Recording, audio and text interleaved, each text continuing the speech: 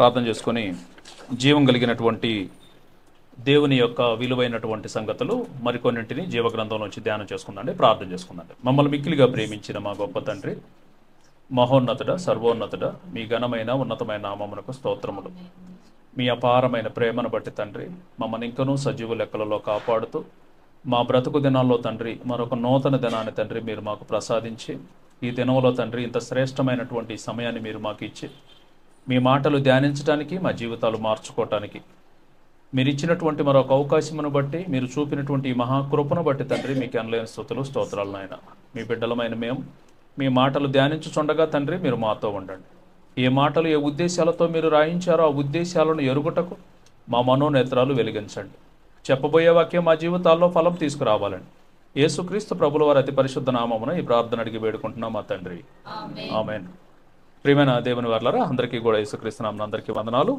మరి దేవుడు మనకిచ్చినటువంటి ఈ గొప్ప సమయాన్ని బట్టి దేవాది దేవునికి కృతజ్ఞతలు మన ప్రభు ద్వారా తెలియజేసుకుంటూ, ఈరోజు మరి క్రైస్తవ జీవితానికి పునాది అన్నటువంటి ఒక అంశంలో నుంచి మనం పునాదిలో 6 అంశాలను గూర్చినటువంటి ఒక వాక్య ధ్యానాన్ని మనం ధ్యానిస్తున్నాం. మరలా ఒకసారి చదువుదాం. హెబ్రీలకు రాసినటువంటి పత్రిక 6వ అధ్యాయము, హెబ్రీలకు రాసినటువంటి పత్రిక 6వ అధ్యాయము మొదటి వచనం నుంచి కొన్ని మాటలు చూద్దాం. ప్రేమైన వరల మొదటి వచనం నుంచి, హెబ్రీలకు రాసినటువంటి పత్రిక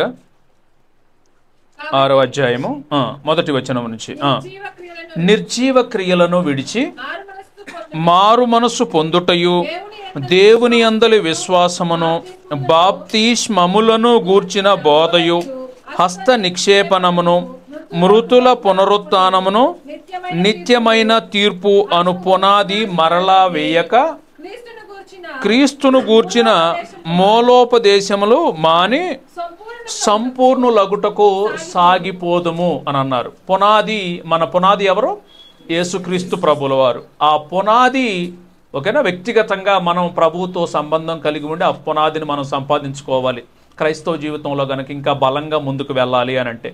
అయితే సిద్ధాంతపరంగా గనక చూస్తే దేవుడు పునాదిలోనే ఈ ప్రారంభమైనటువంటి మూలోపదేశాలలోని ఈ 6 అంశాలు, మరలా ఒకసారి చెప్పండి, అవేంటంటే మారు మనసు పొందుటయు, దేవుని యందలి విశ్వాసమును, బాప్తిస్మములను గూర్చినటువంటి బోధ, హస్త నిక్షేపణమును, మృతుల పునరుత్థానమును, నిత్యమైన తీర్పు అనేటటువంటి ఈ 6 ఓకేనా పునాదికి ఉండవలసినటువంటి క్రైస్తవ జీవితానికి పునాదిగా వీటిని గూర్చినటువంటి సంపూర్ణ జ్ఞానం మనకు ఉండాలి. ప్రియమైన వారలారా, మారు మనస్సు అనేది మరి గత వారం మనం ధ్యానం చేసాం. మారు మనస్సు అనేది it's not an emotion, it's a decision. Very good. ఇది ఒక నిర్ణయము. ఇది నిర్ణయం ఎప్పుడు తీసుకుంటామో, మనం పాపం చేశాము, మనం దేవుణ్ణి దూరం పెట్టాము, మనం దేవుడికి దూరం అయిపోతే మనకు వచ్చేటటువంటి నష్టం ఏంటి, దేవునికి గనక దగ్గరకు వెళితే మన జీవితం ఎంత చక్కగా ఉంటుంది అని మనకు బుద్ధి వచ్చినప్పుడు తీసుకోవలసినటువంటి నిర్ణయం.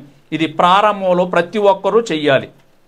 ప్రతి ఒక్కరు కూడా చెయ్యాలి. మనలోని మారు మనసు రావాలి అని అంటే ఆ దేవుడే మనకు ఒక అవకాశాన్ని ఇస్తారు. ఈ మారు మనసుని ఎవరు ప్రారంభిస్తారు? దేవుడే, సాక్షాత్తు దేవుడే ప్రారంభిస్తారు. ఆ మారు మనస్సు ఆయన ప్రారంభించినప్పుడు ఆ మారు మనస్సును మనం అది మన జీవితాల్లో దేవుడిచ్చిన అవకాశంగా గుర్తెరిగి దానిని దాన్ని గుర్తెరిగి దేవునికి తట్టుకు తిరగటమే మనం మారు మనస్సు. ఒకవేళ గనక ఇప్పుడు మారను, వచ్చే సంవత్సరం మారతాను, ఆ తర్వాత మారతాను అని అంటే గనక ఒక ఏసావు ఎలాగైతే తన జీవితంలో దేవుణ్ణి విసర్జించి మారు మనసు పొందలేక నరకానికి వెళ్ళిపోయాడు. మారు మనస్సు అనేది రాలేక ఇస్కరియోతు యోధ, ప్రభుతో సాక్షాత్తు తన జీవితాన్ని గడిపినటువంటి ఇస్కరియోతు యోధ కూడా మారు మనసు లేకుండానే పరలోకాన్ని పోగొట్టుకున్నటువంటి వారిలో ఉన్నారు. కనుక మారు మనసు అనేది చాలా ప్రారంభమైనటువంటిది, చాలా ప్రాముఖ్యకరమైనటువంటిది. ఇది పునాదిలోని మొట్టమొదటిది. ఈ మారు మనస్సు ఎవరైతే పొందుతారో వారు మాత్రమే ఫర్దర్గా తమ క్రైస్తవ జీవితాన్ని ఈ పునాది మీద కట్టుకోగలరు. ఆ పునాదిలో 2వ అంశం ఏమంటున్నారు అని అంటే దేవుని అందలి విశ్వాసము అని అన్నారు. ఏమన్నారు? ఈరోజు మనకి 2 అంశాలను, విశ్వాసం అంటే ఏంటి, రెండవది క్రియలు అంటే ఏంటి, ఈ రెండిటి గురించినటువంటి ప్రస్తావన ఈ అంశం నుంచి మనం ధ్యానం చేద్దాం ప్రియమైన వారు. రెండో అంశం ఏంటిది మనం ఇప్పుడు ధ్యానించబోయేది దేవుని అందలి విశ్వాసము అని అంటాం. ఇంగ్లీష్లో దీన్ని ఫెయిత్ అని అంటారు. ఏమంటారు? ఫెయిత్. ఫెయిత్ అంటే ఏంటి? మనందరం విశ్వాసులము.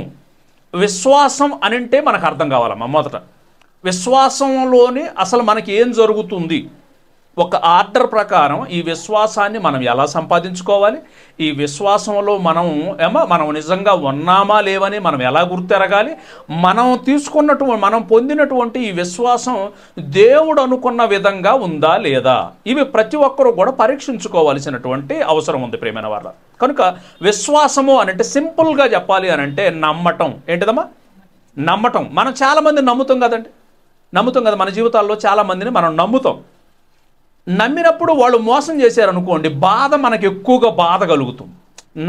తెలియనోడు మోసం చేస్తే మనం అంతగా బాధపడం, కానీ తెలిసినటువంటి వారు అంటే అర్థమైంది, నువ్వు ఎవరి పట్ల అయితే నువ్వు నమ్మకాన్ని ఉంచావో, ఎవరినైతే నువ్వు నమ్మావో, ఆ నమ్మినటువంటి వారు నేను మోసం చేస్తే ఏమైపోతుంది? బాధ ఎక్కువ కలుగుతుంది ప్రియమైన వారు. ఇప్పుడు అసలు మనం ఎందుకు నమ్మాలి దేవుణ్ణి? మనం దేవుణ్ణి నమ్మటం అని అంటే దాన్ని ఏమన్నాం? విశ్వాసము అని అంటాం.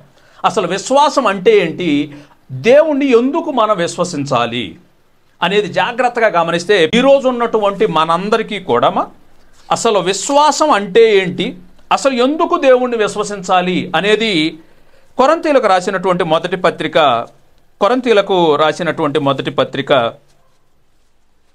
15వ అధ్యాయము మొదటి వచనం నుంచి కొన్ని మాటలు చెబుతున్నారండి. కొన్ని మాటలు చెబుతున్నారు. క్రైస్తవరాలుగా మనం ఈ జీవితాన్ని ప్రారంభిస్తే ఈ జీవితంలోని పునాది అనేది మారు మనసు అయితే, మారు మనసు తర్వాత ఉండవలసింది విశ్వాసం. కాబట్టి ఆ విశ్వాసం, ఆ నమ్మకం ఏ నమ్మకమై ఉండాలి అని అంటే ఇక్కడ చెబుతున్నారు, మరియు సహోదరులారా నేను మీకు ప్రకటించిన సువార్తను మీకు తెలియపరుచుచున్నాను, మీరు దానిని అంగీకరించితిరి,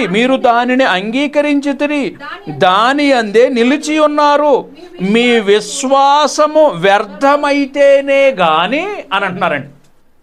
మీ విశ్వాసం గనక గట్టిదైతే ఇందులో స్థిరంగా నిలబడతారు.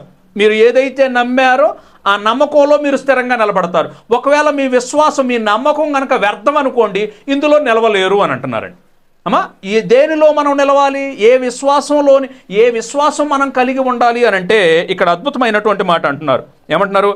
మీ విశ్వాసము వ్యర్థమైతేనే గాని నేను ఏ ఉపదేశ రూపముగా సువార్త మీకు ప్రకటించుతునో ఆ ఉపదేశమును మీరు గట్టిగా పట్టుకొని ఉన్న ఎడల ఆ సువార్త వలననే మీరు రక్షణను పొందువారై ఉందురు అని అంటున్నారండి. అంటే ఏదైతే మనం విశ్వసిస్తున్నామో, పౌలు గారు ఆ రోజు ఉన్నటువంటి కొరింథు సంఘానికి ఆ రోజు ఆ సంగతులన్నీ చెప్పి, నేను ఏ సంగతులైతే మీకు ఉపదేశించానో దాని యందు మీరు విశ్వాసం ఉంచారు, మీరు నమ్మారు.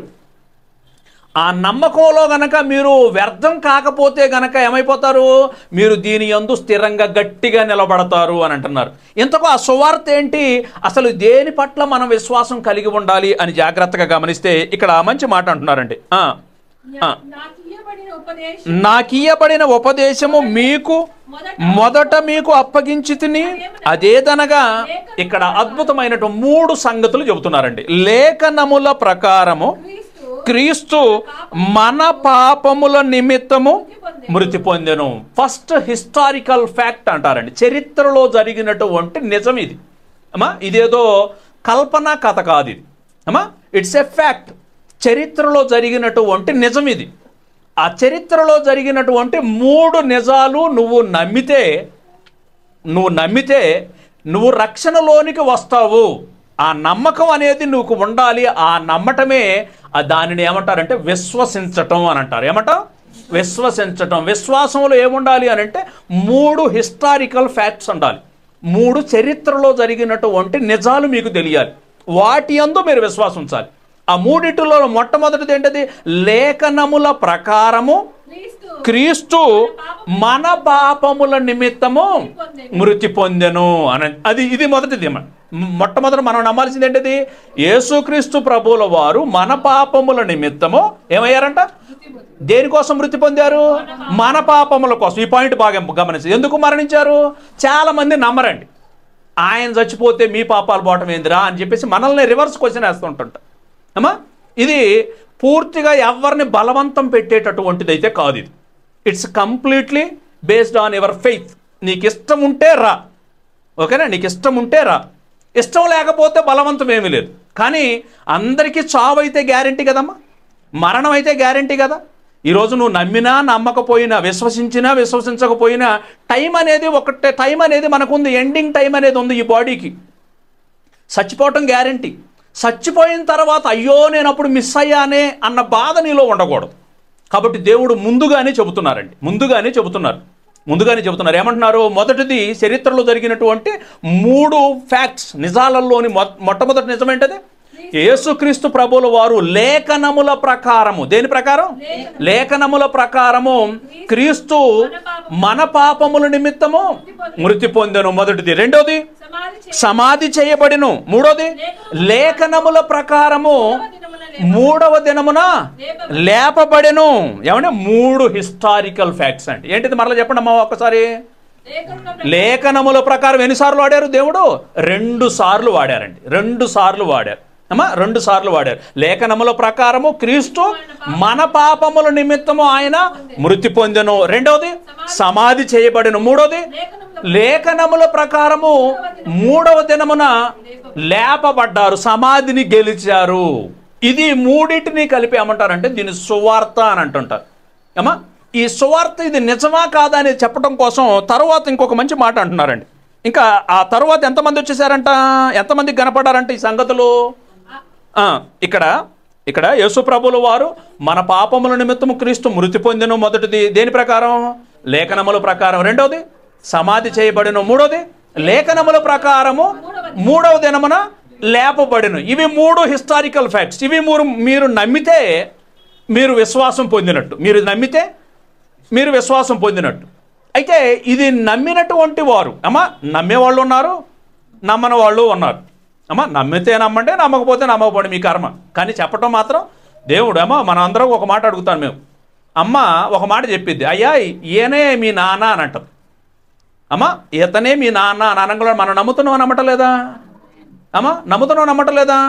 ఎందుకు నమ్ముతున్నావు? లేదమ్మా, మా నాన్నో కాదో నాకు DNA టెస్ట్ చేపిస్తే దాన్ని ఏమంటారు? విశ్వాసం అంటారు ఎవడన్నా? అమ్మా, ఎవడన్నా అంటాడా? దాన్ని అనుమానం అంటాడు. ఒకవేళ కనుక అలా ప్రశ్న అడిగితే ఈ తల్లి కానీ తండ్రి కానీ తట్టుకోగలరా? కనుక అది విశ్వాసం కాదు, అది నమ్మకం కాదు. అమ్మా, అది నమ్మకం కాదు. నమ్మకం అంటే ఏంటది?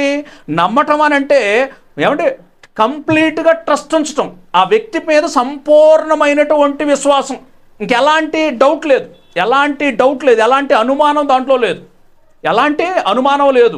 కనుక ఇక్కడ కనుక గమనిస్తే దేవుడు ఏమంటారంటే ఎలాంటి అనుమానం లేనటువంటి ఆ నమ్మకం కలిగినోడు నాకు కావాలి. ఆ నమ్మకం ఏమేమి ఉండాలని చెప్తున్నారు?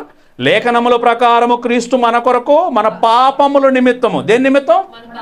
మన పాపముల నిమిత్తం మృతి పొందెను, సమాధి చేయబడెను, లేఖనముల ప్రకారం 3వ దినమున లేపబడెను. ఇది చరిత్రలో జరిగింది. చరిత్రలో జరిగినటువంటి దీనికి సాక్షులు ఎవరైనా ఉన్నారా? విట్నెస్ ఎవరైనా ఉన్నారా అనంటే ఇక్కడ సాక్షులను కూడా చెబుతున్నారండి. ఏమంటున్నారు? అయితే కేఫాకును తరువాత 12 కనబడెను. ఎవరికి? పేతురు గారికి కనపడారంట. లేచిన తర్వాత, సమాధిని గెలిచిన తర్వాత ఎవరెవరు కనపడ్డారు?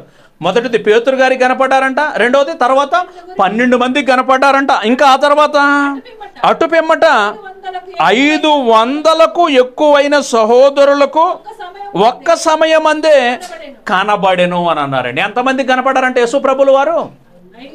500 మందికి. తర్వాత ఫస్ట్ కేఫా గారికి, అంటే కేఫా అంటే ఎవరు? పేతురు గారికి. తర్వాత 12 మంది శిష్యులకు అందరికీ కనపడ్డారు. తర్వాత 500. ఇప్పుడు మీరు నమ్ముతున్నారు కదమ్మా, యేసు ప్రభువుల వారు మన పాపముల కొరకు మరణించారా లేదా? నమ్ముతున్నారా? ఎందుకు నమ్ముతున్నారు చెప్పండి? ఎవరు చెబితే నమ్ముతున్నారు? ఇక్కడ వాక్యం రాయబడితే నమ్ముతున్నాం. దేన్ని బట్టి నమ్ముతున్నాం? లేఖనముల ప్రకారం నమ్ముతున్నాం. మనం దేన్ని నమ్ముతున్నాం? Very good. మన మన ఏమంటే ఆధారం దేని మీద ఉండాలి? వాక్యం మీద ఉండాలి. అమ్మా, దేని మీద ఉండాలి? వాక్యం మీద ఉండాలి అని మనం నమ్ముతున్నామా? లేకపోతే అదిగో 500 మంది కనపడ్డారు కాబట్టి మనం నమ్ముతున్నామా? వాళ్ళకి కనపడ్డారు అని మనం నమ్మటంలే. మన నమ్మకం ఏంటది? మన నమ్మకం, ఈ నమ్మకాన్ని ఏమంటారంటే విశ్వాసము అని అంటారు. క్రైస్తవ జీవితానికి ఏ విశ్వాసం ఉండాలి? ఇదిగో ముఖ్యంగా ఏమంటే ఈ విశ్వాసం ఉండాలి. ఏ విశ్వాసం? క్రీస్తు లేఖనముల ప్రకారము క్రీస్తు మన పాపముల నిమిత్తము మృతి పొందెను, సమాధి చేయబడెను, లేఖనముల ప్రకారం 3వ దినమందు లేపబడెను. దేన్ని ఆధారంగా చేసుకొని నమ్ముతున్నాము? లేఖనముల ప్రకారం మనం నమ్ముతున్నాము. దీన్ని విశ్వాసము అని అంటారండి. ఇంకా ఈ విశ్వాసానికి ఇంకొక మంచి అర్థాన్ని కూడా హెబ్రీయులకు రాసినటువంటి పత్రిక 11వ అధ్యాయంలో కూడా ఒక మంచి మాట అంటున్నారండి. హెబ్రీయులకు రాసినటువంటి పత్రిక 11వ అధ్యాయము 1వ వచనంలోని విశ్వాసానికి మీనింగ్ చెబుతున్నారు. చూడండి అక్కడ, విశ్వాసం అనున్నది నిరీక్షింపబడు వాటి యొక్క నిజ స్వరూపమును అదృశ్యమైనవి ఉన్నవి అనుటకు రుజువు అని అన్నారండి. ఏమంటే ఇక్కడ మంచి మాట ఏమంటున్నారంటే, మనం దేనికోసం అయితే ఎదురు చూస్తున్నామో అమ్మా, అక్కడ మాట ఏమంటున్నారంటే విశ్వాసం అంటే ఏంటయ్యా అంటే, నువ్వు దేనికోసం అయితే ఎదురు చూస్తున్నావు, మన ప్రభువు మరలా వస్తారని మనం ఎదురు చూస్తున్నాం కదా. ప్రభువును ఈరోజు మీరు ఎవరైనా చూసారా? ప్రభు మరణించడం మనం చూసామా? ప్రభు రక్తం కార్చడం మనం చూసామా? చూడలేదు. అయినా సరే మనం నమ్ముతున్నామా? నమ్మటలేదా? అమ్మా నాన్నకి పెళ్ళి అయిన సంగతి మనం చూసామా? అమ్మా నాన్నకి పెళ్ళి అవ్వటం మనం చూసామా? మనం చూడలే. ఎవరు చెబితే నమ్మాము కదా. దాన్ని ఏమంటారు? విశ్వాసము అని అంటారు. కంప్లీట్ ట్రస్ట్ అండి. ఎక్కడ అనుమానం ఉంటుంది ఏమన్నా? మా అమ్మ అంటే, అమ్మ నీ బ్లడ్ నా బ్లడ్ టెస్ట్ చేయించేసి నీ డిఎన్ఏ నా డిఎన్ఏ మ్యాచ్ అయితే అప్పుడు నువ్వు మా అమ్మవి అని అనుకుంటావు. దాన్ని ఏమంటారు? దాన్ని అనుమానం అంటారు. అనుమానం అంటారు. అనుమానంతో బంధాలు నిలవవు. దేవుడు కూడా ఎలాంటిది కోరుకుంటున్నారంటే ప్రియమైన వారలారా, చూడకపోయినటువంటిది అయినా సరే ఉన్నది అదృశ్యం, నీ కంటికి కనబడలేదు అని అది లేదు అని అనుకోవద్దు. పరలోకం నీ కంటికి ఇప్పుడు కనపడటం లేదు అని అనుకోవద్దు. కనబడటం లేదు అని నీకు లేదు అని అనుకోవద్దు. నరకం అనేది నీ కంటికి కనబడటం లేదు కాబట్టి లేదు అనుకోవద్దు. నువ్వు దేనికైతే నిరీక్షిస్తున్నావో, దేనికోసమైతే ఎదురు చూస్తున్నావో అది అదృశ్యమైంది, అది ఉన్నది అని నమ్మటమే ఏంటది? విశ్వాసము. క్రైస్తవుని విశ్వాసం ఏమై ఉండాలి?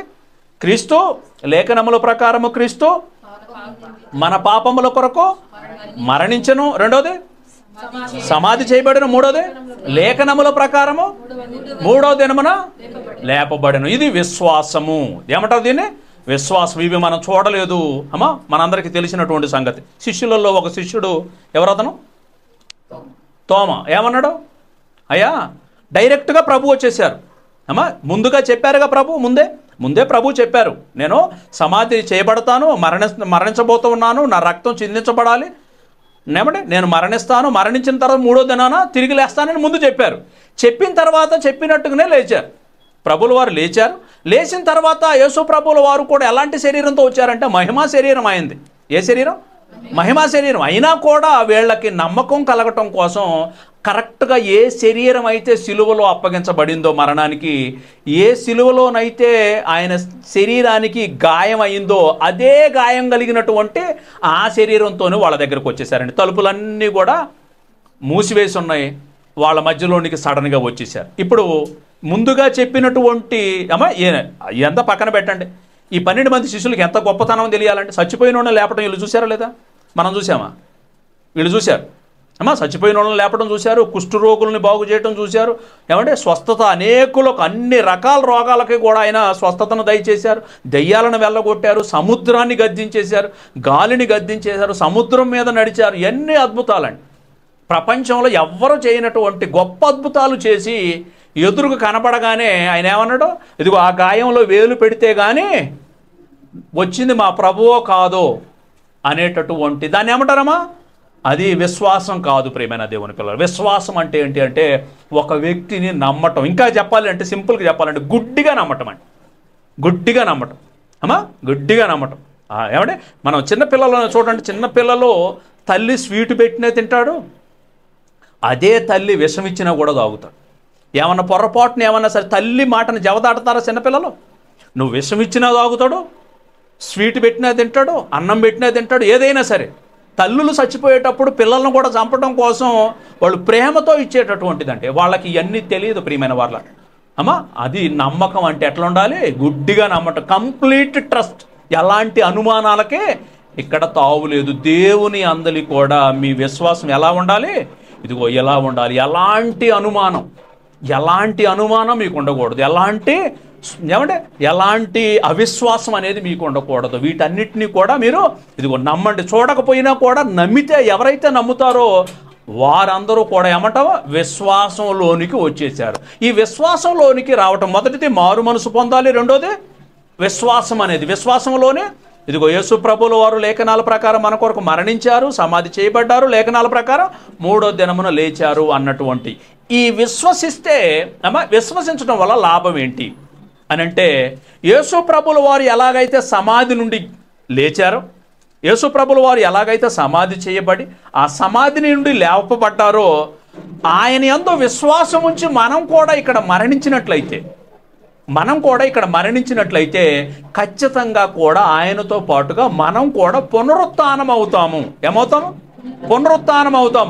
ఆయన ఏ స్థలములోనైతే నివసిస్తున్నారో అదే స్థలంలోని మనం కూడా అక్కడికి వెళ్ళి మనం కూడా దేవునితో నివాసం చేసేటటువంటి గొప్ప అదృష్టం మనకు దక్కుతుంది. కాబట్టి అందుకోసం మనం విశ్వసించాలి. అమ్మా, ఈ లోకంలోని చాలా మంది విశ్వాసం ఎలా ఉంటుంది అని అంటే, యేసు ప్రభువుని నమ్ముకుంటే మీకు ఉద్యోగాలు వస్తాయండి అని అంటుంటారు, యేసు ప్రభువుని నమ్ముకుంటే ఏమంటే మీ రోగాలు పోతాయండి అని అంటుంటారు, యేసు ప్రభువుని నమ్ముకుంటే మీకు పెళ్ళిళ్ళు అవుతాయండి అని అంటుంటారు. అమ్మా, ఇవన్నీ అవసరం కదా మనకి, ఇవన్నీ అవసరం ఆయనకి తెలియదా?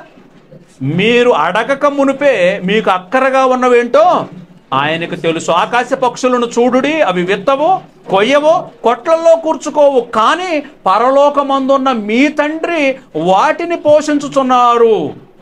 మీరు వాటికంటే బహుశ్రేష్ఠులు కారా అని అన్నాడండి. బహుశ్రేష్ఠులు కారా? మనకి ఇవన్నీ అవసరం అన్న సంగతి ఆయనకి తెలుసు, అన్నీ మనకిస్తాడు. మనం నమ్మే నమ్మకం, విశ్వాసం దీనికోసం కాదు. యేసు ప్రభువుని ఎందుకు నమ్ముతున్నాము అని అంటే, మృతుల పునరుత్థానం, ఆ మరణాన్ని జయించినటువంటి గొప్పవాడు యేసు ప్రభుల వారు. మనం కూడా ఇప్పుడు ఏమవుతామో ఈ మరణాన్ని జయించి ప్రభువుతో పాటు మనం కూడా ఏమవుతాము? లేపబడతాము. కనుక ఇక్కడే ఒక మంచి మాట అంటున్నారు చూడండి. కొరింథీయులకు రాసినటువంటి మొదటి పత్రిక 15వ అధ్యాయము 19వ వచనం చూడండి అమ్మా. 19వ వచనంలో ఏమంటున్నారు?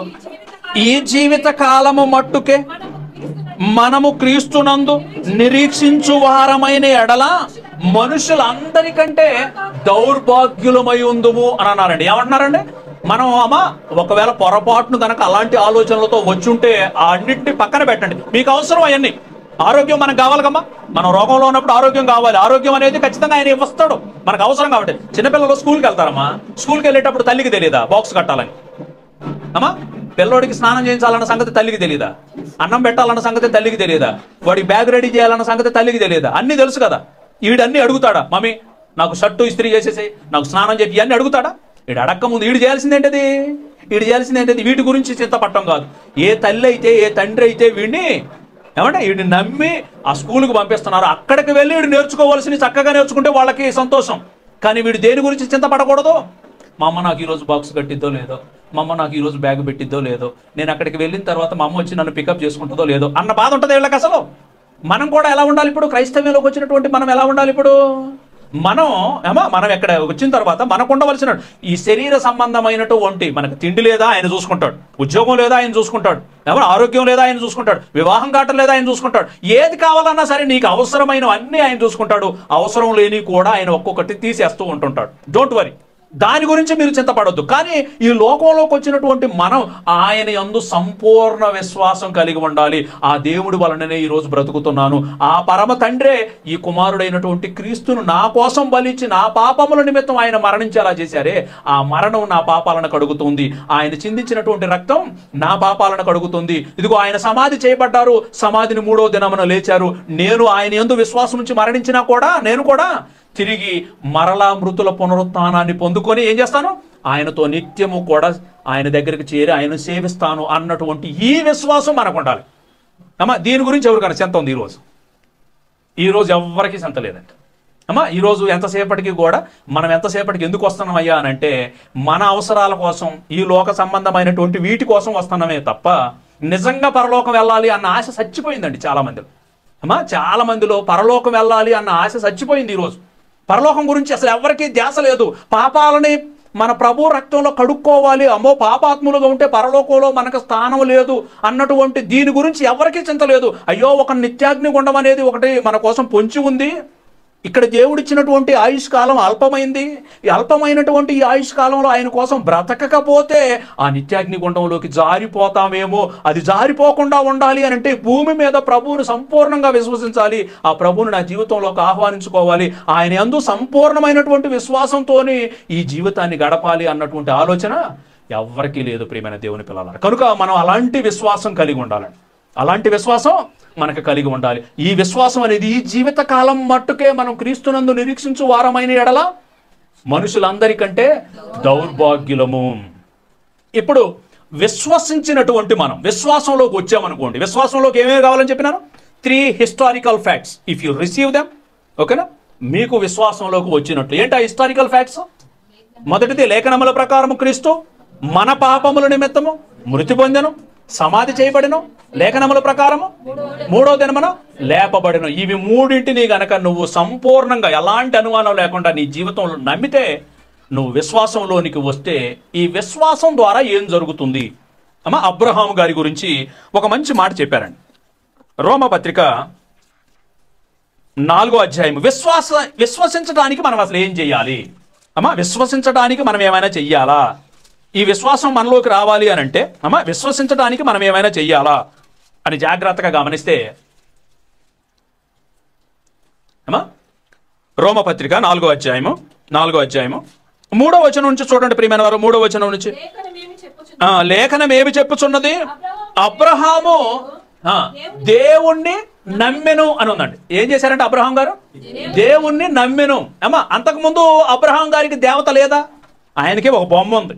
అమ్మా, ఆయనకి కూడా ఒక విగ్రహం ఉంది, దానికి పూజ చేసుకునేటటువంటి వ్యక్తి.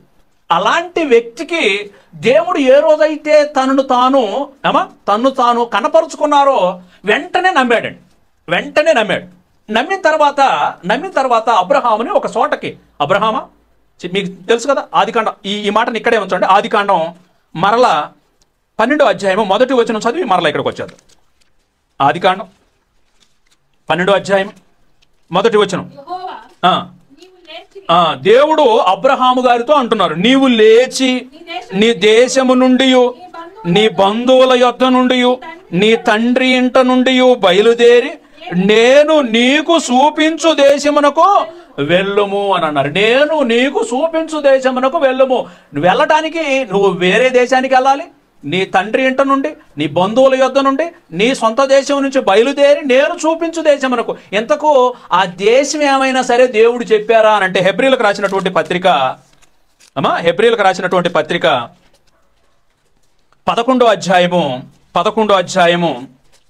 8వ వచనం చూడండి ప్రియమైన వారు. 8వ వచనం, అబ్రహాము పిలవబడినప్పుడు ఏముందంటాం? ఆయనకి నమ్మాడంట దేవుణ్ణి. నమ్మటాన్ని ఏమంటామని చెప్పినాం? విశ్వసించటం అని అన్నాం. ఏమంటాం?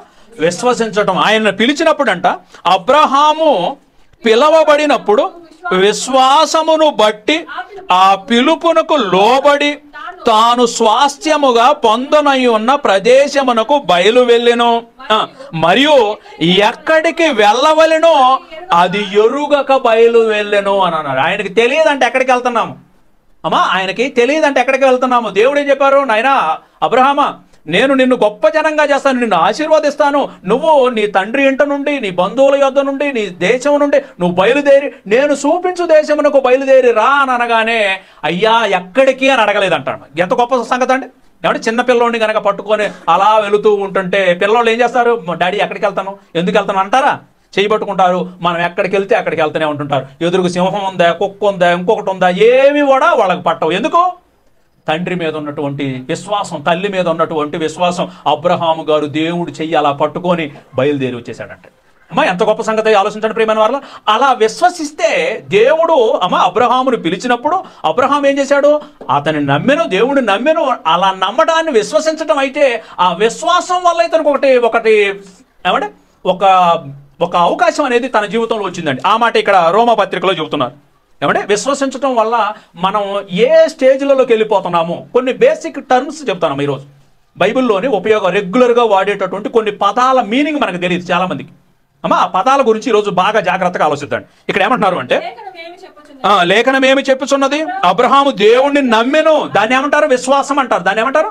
విశ్వాసం. విశ్వసించడం వల్ల ఏందయ్యా బెనిఫిట్ అని అంటే ఇక్కడ మంచి మాట అంటున్నారు. అది అతనికి నీతిగా ఎంచబడెను. నమ్మటం వల్ల నీకేం జరిగింది? నీతి దొరుకుతుంది. నీతి దొరకటం అంటే అర్థం ఏంటిది? పాపాత్ముడైనటువంటి నేను ఏ రోజైతే ప్రభువుని విశ్వసించానో, ఏ రోజైతే దేవుడిని నడిచానో, దేవుని పక్కన నిలబడటానికి దేవుడు నాకు ఇచ్చేటటువంటిది ఆ నీతి అనేది వచ్చింది. కాబట్టి ఇప్పుడు నేను ఆయన్ని విశ్వసిస్తున్నాను, నేను విశ్వసిస్తున్నాను అన్న సంగతి ఆయన కూడా అర్థమైపోయింది. ఇప్పుడు మా ఇద్దరి మధ్య ఏముంది? మా ఇద్దరి మధ్య ఒక సంబంధం అనేది ఉంది. నేను ఆయనతో పాటు నిలబడటానికి నాకు ఒక అవకాశం ఇచ్చేశారు. దాన్ని ఏమంటారు అంటే రైటియస్నెస్ అని అంటారు. ఏమంటారు? నీతి అని అంటారు. నీతిమంతులు మాత్రమే పరలోక రాజ్యానికి వెళతారు. ప్రియమైన వారు, నీతిమంతులు మాత్రమే పరలోక రాజ్యానికి వెళతారు. నీతి అనేది నీ జీవితంలోకి రావాలి అంటే నువ్వేం చేయాలి? దేవుణ్ణి గుడ్డిగా నమ్మటమే. ఏం చేయాలా? దీనికోసం 12 వారాలు ఉపవాసం, 14 వారాలు మోకరించే ప్రార్థన, ఇవన్నీ ఎవరైనా చెప్పారా? రూల్స్ అండ్ రెగ్యులేషన్స్ ఏమీ లేవు. నువ్వేం చేయాల్సిన పని లేదు. నువ్వు చేయాల్సిందా ఏంటది? ఎలాంటి అనుమానం లేకుండా ఆయన్నే నమ్మటం, ఆయన అనుసరించటమే నీ పని. ఒకవేళ గనక ఎలాంటి అనుమానం లేకుండా నీ జీవితంలో గనక ఆయన నమ్మగలిగితే నీవు నీతిమంతుడుగా తీర్చబడతావు, నీతిమంతురాలుగా తీర్చబడతావు. నీతిమంతురాలుగా తీర్చబడడానికి మనం ఏమైనా చేయాలా? మనం ఏం చేసే పని లేదు. మనం చేయాల్సినటువంటిది ఏంటిది? కేవలం ఆయన నమ్మటం. ఇది కేవలం ఎవరి దయ వల్ల వస్తుంది? దేవుడు దయ వల్లనే వస్తూ ఉందండి. నీతి అనేది మన జీవితంలోకి ఎలా వస్తుంది? కేవలం ఆయన్ని విశ్వసిస్తే చాలు. కేవలమా క్రియలు అనేవి కూడా ఉన్నాయి. క్రియలు ఎప్పుడు అవసరమో ఎలా వస్తాయి అనేది నేను తర్వాత చెప్తాను. కానీ ఫస్ట్ స్టెప్ బై స్టెప్ మనం వెళ్తాను. నమ్మటం, దేవుణ్ణి నమ్మటమే దాన్ని ఏమంటాం? విశ్వాసము అని అంటాం. విశ్వసించేటప్పుడు నీ జీవితంలో ఏమైనా అనుమానం ఉండొచ్చా? ఏమీ అనుమానం ఉండకూడదు. నువ్వు గనక నిజంగా దేవుణ్ణి గనక సంపూర్ణంగా విశ్వసిస్తే, ఒక మాట మీరు బాధపడినట్టు ఒక మాట చెబుతారు. ప్రేమించుకున్న అమ్మాయి, ప్రేమించుకున్న అబ్బాయి ఉన్నారనుకోండి. వాళ్ళు కనుక ఎక్కడికైనా బయటికి వెళ్ళేటప్పుడు అమ్మాయి అబ్బాయిని నమ్మిద్ది, అబ్బాయి అమ్మాయిని నమ్ముతారు. సంపూర్ణంగా నమ్ముతారు. ఎక్కడికి వెళ్తున్నారు అనేది ఏమంటే అమ్మాయి ఇతన్ని నమ్మిద్ది, ఇతను కూడా అమ్మాయిని నమ్ముతారు. ఇద్దరులో ఎవరైనా మోసం చేస్తారని ఎవరైనా అనుకుంటారా? నిజంగా కనుక ప్రేమిస్తే ఒకవేళ కనుక ప్రేమగా నటిస్తున్నాడంటే ఏదో చేయబోతున్నాడు. కానీ నిజంగా కనుక ప్రేమిస్తే ఏమంటే సంపూర్ణమైనటువంటి విశ్వాసం ఉంటుంది. ప్రేమైన వాళ్ళు దేవుడిని కూడా మన జీవితంలోని సంపూర్ణంగా ప్రేమిస్తే, ఆయన కనుక విశ్వసిస్తే, ఆయన కనుక నమ్మితే అప్పుడు దేవుడు ఏమంటున్నాడంటే, అయ్యా నీకు ఈ రోజు నుంచి నీతి అనేటటువంటి నువ్వు నీతిమంతురాలుగా నేను తీర్చిదిద్దుతున్నాను.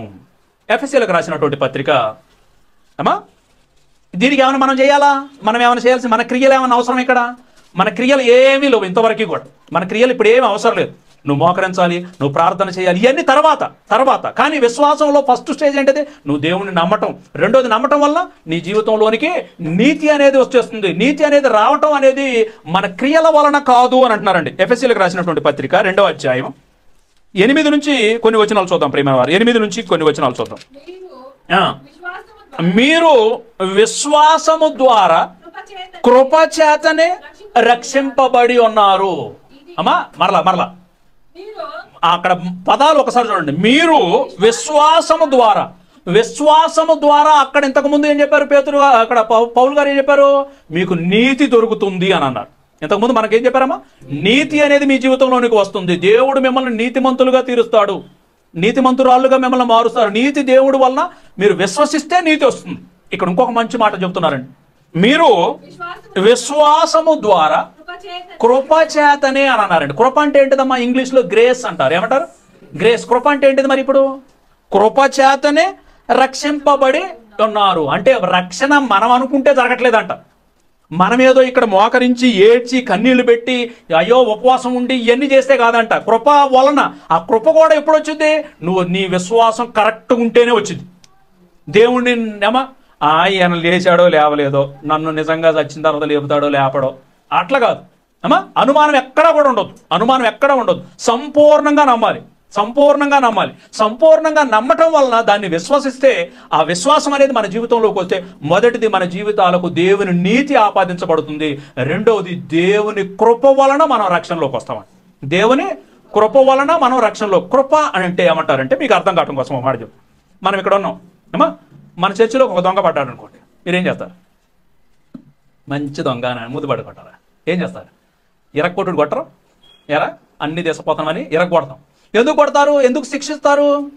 శిక్షించడం న్యాయమేగా. వాడు దొంగతనం చేశాడు కాబట్టి శిక్షించడం. వాడు దొంగతనం చేశాడు కాబట్టి శిక్షించడం న్యాయం. దీన్ని న్యాయం అని అంటాం. వాడు చేసిన తప్పుకి పనిష్మెంట్ ఇవ్వటం ఉందా అది న్యాయం అయితే, ఒకవేళ గనక పోనీలే ఆ దరిద్రుడు వాడు ఎందుకు వచ్చేసాడు అని చెప్పేసి వదిలేసామనుకోండి, దాన్ని ఏమంటారంటే జాలి చూపించటం, దయ చూపించటం. దీన్ని ఏమంటారు? దయ, జాలి, కరుణ వాడి పట్ల చూపించటం. వాడిని నువ్వేం చేయలేదు. లెక్క ప్రకారం అయితే వాడిని కొట్టి వాడిని ఏమంటే దిశపై పోలీస్ స్టేషన్లో పెట్టి అది చేయాలి లెక్క ప్రకారం అయితే. కానీ నువ్వేం చేసినావు? వాడిని కనికరించి వాడి పట్ల నువ్వేం చేస్తున్నావు? జాలి, దయ చూపిస్తున్నావు. ఇప్పుడు మీరు జనరల్ గమనిస్తే దేవుడు ఈ జీవితాన్ని ఇచ్చేశాడు. మన ఇష్టానుసారంగా పాపం చేసి వ్యభిచారము, దొంగతనము అన్నీ చేసేసి దీన్ని పాడు చేసేసి ఇప్పుడు దేవుడు లెక్క ప్రకారం ఏం చేయాలి చెప్పండి? లెక్క ప్రకారం అయితే మనల్ని ఏం చేయాలా? శిక్షించాలి. దొంగ పడ్డాడు, లెక్క ప్రకారం అయితే వాడిని కొట్టాలి. కానీ నువ్వేం చేసినావు? వాణి లేరా అని చెప్పి వదిలేసినావు. దాన్ని ఏమన్నావు? జాలి అన్నాను. పొయ్యేటోడిని పిలిచి ఒరే బాబు అన్నం తిన్నావురా అని చెప్పేసి 100 రూపాయలు తీసుకొని పోయి ఎక్కడైనా సరే అన్నం తిను, లేకపోతే కూర్చోరు అన్నం పెడతా అని చెప్పి పంపించను అనుకోండి. అన్నం కూడా పెట్టి పంపించను అనుకోండి. దాన్ని ఏమంటారంటే కృప అని అంటారు. కృప అంటే అర్థమైందా మీకు? ఇప్పుడు వాడికి లెక్క ప్రకారం అయితే శిక్ష పొందాలి. ఆ శిక్షను కూడా వాడికి శిక్షను కూడా ఇవ్వకుండా వాడిని కనికరించి జాలి చూపించి వాడు ఊహించినటువంటి బహుమానాన్ని తిరిగి వాడికి ఇస్తే దాన్ని ఏమంటారు? కృప అని అంటుంటారు. ఏమంటారమ్మా? కృప. ఇప్పుడు దేవుడు కూడా ఏమంటున్నారంటే అయ్యా మీరు విశ్వసించే నన్ను సంపూర్ణంగా నమ్ముకోండి. సంపూర్ణంగా నమ్ముకుంటే నేనేం చేస్తాను? నా కృప వలన మీకు రక్షణలోనికి వస్తారు. మీరు చేసినటువంటి పాపాలకి మిమ్మల్ని నరకానికి పంపించాలి, కానీ మిమ్మల్ని నేను కనికరించాను, మిమ్మల్ని నేను దయదలిసి వదిలిపెట్టాను, జాలి చూపించేశాను మొదటిది. రెండవది ఆ జాలి చూపించడమే కాకుండా మీ పాపాలన్నింటినీ కూడా ఆ ప్రభువు మీద ఉంచి తన రక్తంలో మీ పాపాలను కడిగి నేను ఏ సింహాసనం మీద అయితే కూర్చుంటున్నానో మరలా మిమ్మల్ని కూడా తీసుకొచ్చి ఎక్కడ ముఖ్యమంత్రి తన సీట్లో కూర్చొనిస్తాడా మనల్ని? అమెరికా ప్రెసిడెంట్ ఆయన సీట్లో మనల్ని కూర్చొనిస్తాడా? అసలు కూర్చొనివ్వరండి. కానీ పరలోకంలో ఉన్నటువంటి తండ్రి ఆయన సింహాసనం మీద మనల్ని కూర్చునేలా చేయాలి అని అంటే ఆయన ఎంత గొప్పవాడండి. నిజంగా అంతకంటే గొప్ప బహుమానం ఏదైనా ఉంటుందా? పాపాత్ములమైనటువంటి మనం కేవలం విశ్వసించడం వల్ల ఎంత గొప్ప బెనిఫిట్ ఉంది. ఇప్పుడు ఎంత గొప్ప బెనిఫిట్ ఉంది. ఆయన కృప మనకు వచ్చేస్తుంది. ఆయన నీతి అనేది మన జీవితంలోనికి వచ్చేస్తుంది. కృప వల్ల మనకు ఏంటి?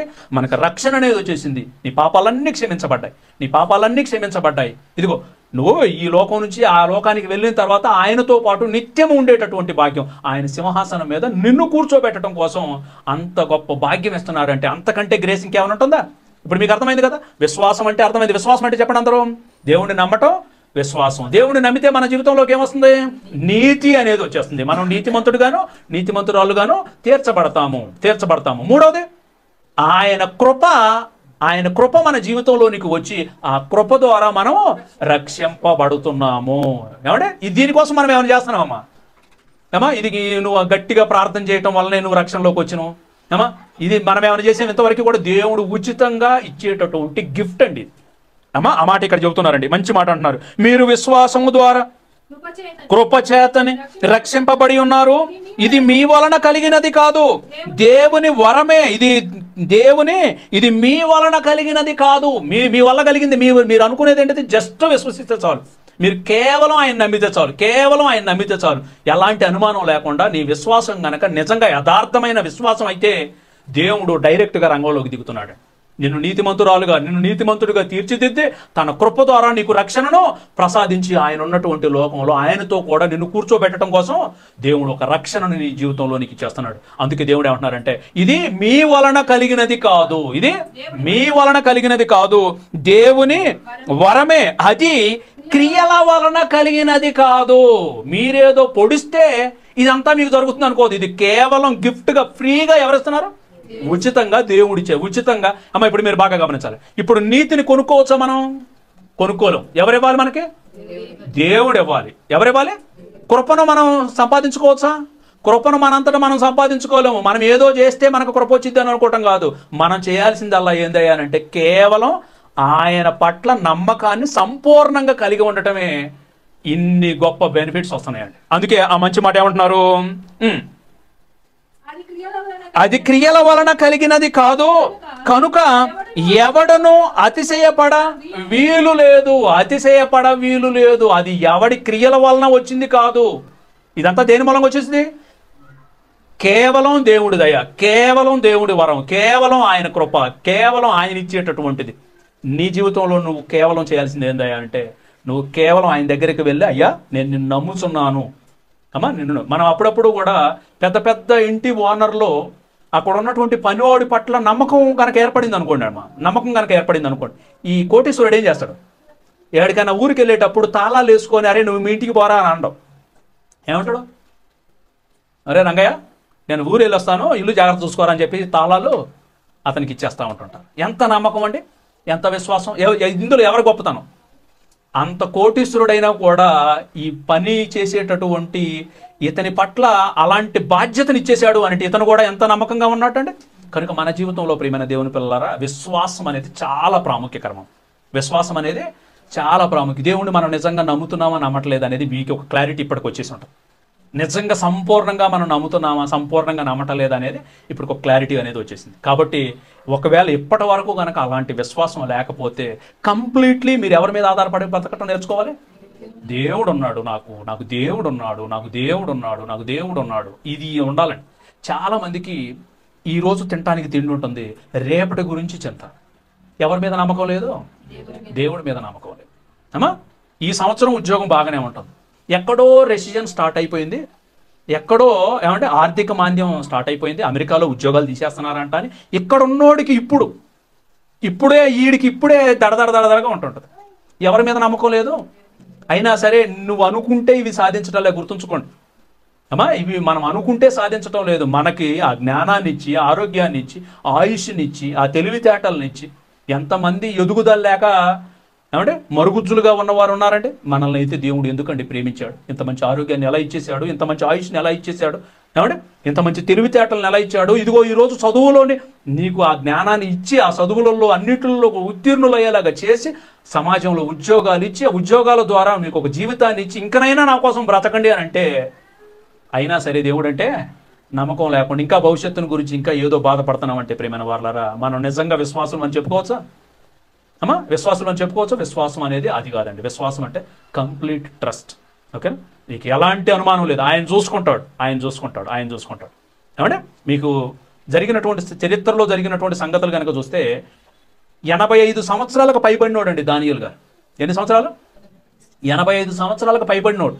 ప్రార్థన చేసే సింహాల బోన్లో వేస్తానని చెప్పారు, సింహాల బోన్లోనే వేస్తారు అని చెప్పారు. కానీ అతనికి ఏంటి అంటే సింహాల బోన్లోకి పోయినా పర్వాలేదు కానీ ఆయనతో సంబంధం మాత్రం తెచ్చుకోవద్దే. ఏమంటే నెబుకద్నెజర్ అనేటటువంటి రాజు ఒక విగ్రహాన్ని నిలబెట్టి ఆ విగ్రహాన్ని నిలబెట్టిన తర్వాత అందరూ కూడా ఈ బొమ్మకు సాష్టాంగ నమస్కారం చెయ్యాలి అని అంటే ముగ్గురు నిలబడ్డారు. ఎవరోళ్ళు? శద్రకు, మేషాకు, అబేద్నెగో. వీళ్ళకి కుటుంబాలు లేవా, లేకపోతే వీళ్ళకి ప్రాణ భయం లేదా, లేకపోతే వీళ్ళకి కూడా భూమి మీద బ్రతకాలన్న ఆశ లేదా అని అంటే వీళ్ళకి అన్నిటికంటే కూడా ఎవరి మీద ఆశ ఎక్కువ ఉంది? దేవుని మీద ఆశ ఎక్కువ ఉంది ప్రియమైన వాళ్ళు. ఎందుకంటే ఆయనకు తప్ప మేము ఒకరికి సాష్టాంగ నమస్కారం చెయ్యము. ఈ అగ్నిగుండంలో నువ్వు వేస్తావని చెప్పేసి మేము దీనికోసం భయపడటం లేదు. మేము దీనికోసం భయపడటం లేదు. ఇదిగో అగ్నిగుండంలో నువ్వు వేసినప్పటికీ కూడా మా దేవుడు మమ్మల్ని రక్షించుటకు సమర్థుడు. ఒకవేళ ఆయన నిర్ణయం మా మరణం అయితే మరణించడానికైనా కూడా మేము వెనకాడము. దేవుణ్ణి ఎలా నమ్మారంటే చూడండి, ఎంత గొప్పగా నమ్ముతున్నారు ప్రియమైన వారు. అలాంటి నమ్మకం మన జీవితాల్లో కూడా ఉండాలి. అలాంటి విశ్వాసం మన జీవితాల్లో కూడా రావాలి. ఆ విశ్వాసం ఉంచడం వల్ల ఎవరికి లాభం? మనకే కదమ్మా ప్రియమైన వారు. మనల్ని నీతిమంతులుగా తీరుస్తానంటున్నాడు. రెండవది మనల్ని కృప ద్వారా రక్షణను ఇస్తాము అని అంటున్నారండి. అని ఇక్కడ ఒక మంచి మాట అంటున్నారు. ఆలోచించండి. ఇంకా మంచి మాట ఇంకేమంటున్నారు అంటే, మరియు అది క్రియల వలన కలిగినది కాదు కనుక ఎవడును అతిశయపడవీలు లేదు. మరియు వాటి యందు మనము నడుచుకొనవలెనని దేవుడు ముందుగా సిద్ధపరిచిన సత్క్రియలు చేయుటకై మనము క్రీస్తు యేసునందు సృష్టింపబడిన వారమై ఆయన చేసిన పని అయి ఉన్నాము అని అన్నారండి. ఇక్కడ ఇంకొక పదాన్ని దేవుడు వాడుతున్నారు. మీరు ముందుగా సిద్ధపరిచిన సత్క్రియలు చేయటం కోసం మీరు ప్రభువులోకి రావాలి అని అంటున్నారు. సత్క్రియలు అని అంటే, సత్యము అని అంటే అర్థం ఏంటంటేమో, సత్యము అని అంటే వాక్యము అన్నారు. యేసు ప్రభువు ఒక మాట చెప్పారు, నేనే మార్గమును సత్యమును జీవమును, నా ద్వారా తప్ప ఎవడను పరలోక రాజ్యానికి రాడు, తండ్రి యొద్దకు చేరడు. సత్యం ఎవరన్నమాట? ఇప్పుడు యేసు ప్రభువుల వారు. సత్క్రియలు వాక్యము, నీ వాక్యమే సత్యము. వాక్యమన్నా సత్యమే, యేసు ప్రభువుల వారన్నా సత్యమే. ఇప్పుడు మనము ఎందుకు ఈ విశ్వాసంలోనికి రావాలి? ఎందుకు ఆయన కృపను పొందుకొని రక్షణలోనికి రావాలి? ఎందుకు ఆయన నీతిని సంపాదించుకొని ఆయన ఇచ్చినటువంటి నీతిని మనం పొందుకొని నీతిమంతులుగా తీర్చబడాలి అని అంటే దేవుడు అన్నారు, ముందుగా మీ కొరకు సిద్ధపరచబడినటువంటి సత్క్రియలు అని అన్నారు. ఏమన్నా సత్క్రియలు అనేది మొదటిది దేవుణ్ణి నమ్మాలి. నమ్మటం కోసం నువ్వు ఏం చేయాలా? ఏం చేయాల్సిన పని లేదు. ఆయన పూర్తిగా సంపూర్ణంగా ఎలాంటి అనుమానం లేకుండా సంపూర్ణంగా నమ్మాలి. విశ్వసించడం వలన నీకు నీతి అనేది సంపాదించుకుంటావు. విశ్వసించడం వలన ఆయన కృపను పొందుకొని రక్షణలోనికి వస్తావు. ఆయన కృపను పొందుకొని రక్షణలోనికి వస్తావు. ఇప్పుడు నువ్వు ఒక విశ్వాసిగా నువ్వు దేవుని దృష్టికి మార్చబడతావు. విశ్వాసిగా దేవుని దృష్టికి మార్చబడతావు. మార్చబడిన తరువాత నీ జీవితంలోని ఒక క్రియ ప్రారంభం ఒక పని ప్రారంభం, ఒక మార్పు నీ జీవితంలో ప్రారంభం కావాలి. ఆ మార్పు ఏందయ్యానంటే సత్క్రియ అని అన్నారండి. ఏమంటారు? సత్క్రియ అని అంటే ఏంటమ్మా? మంచి పనులు అని అంటారు. మంచి పనులు అంటే వాక్య సంబంధమైనటువంటి పనులు. ఈరోజు ప్రార్థన చేస్తూ ఉన్నాం, ఈరోజు పాటలు పాడుతూ ఉన్నాం, ఈరోజు దేవుని వాక్యాన్ని ప్రకటిస్తూ ఉన్నాం. ఏమంటే ఈరోజు ఎవరైనా గనక అవసరంలో ఉన్నప్పుడు మనం ఏం చేయాలి చెప్పండి?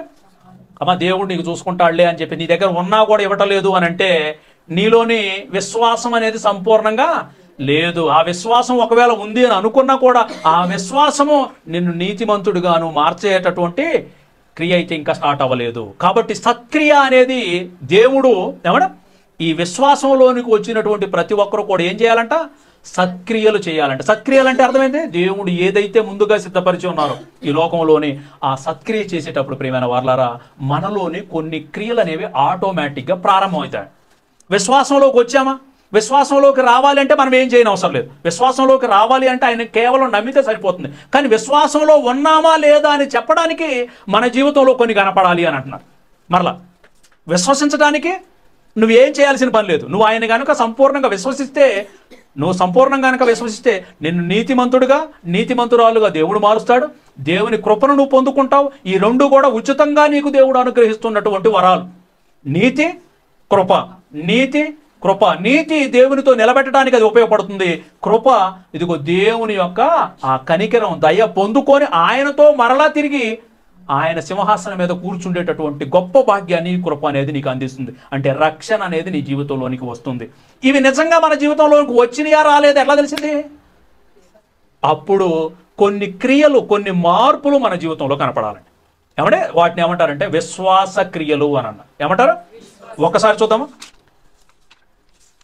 యాకోబు పత్రికలోని మంచి మాటలు చెబుతున్నారండి. యాకోబు పత్రిక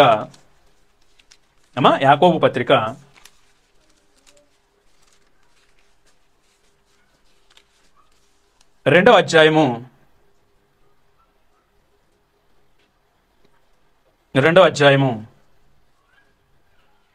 14వ వచనం నుంచి చూడండి అమ్మా. 14వ వచనం నుంచి,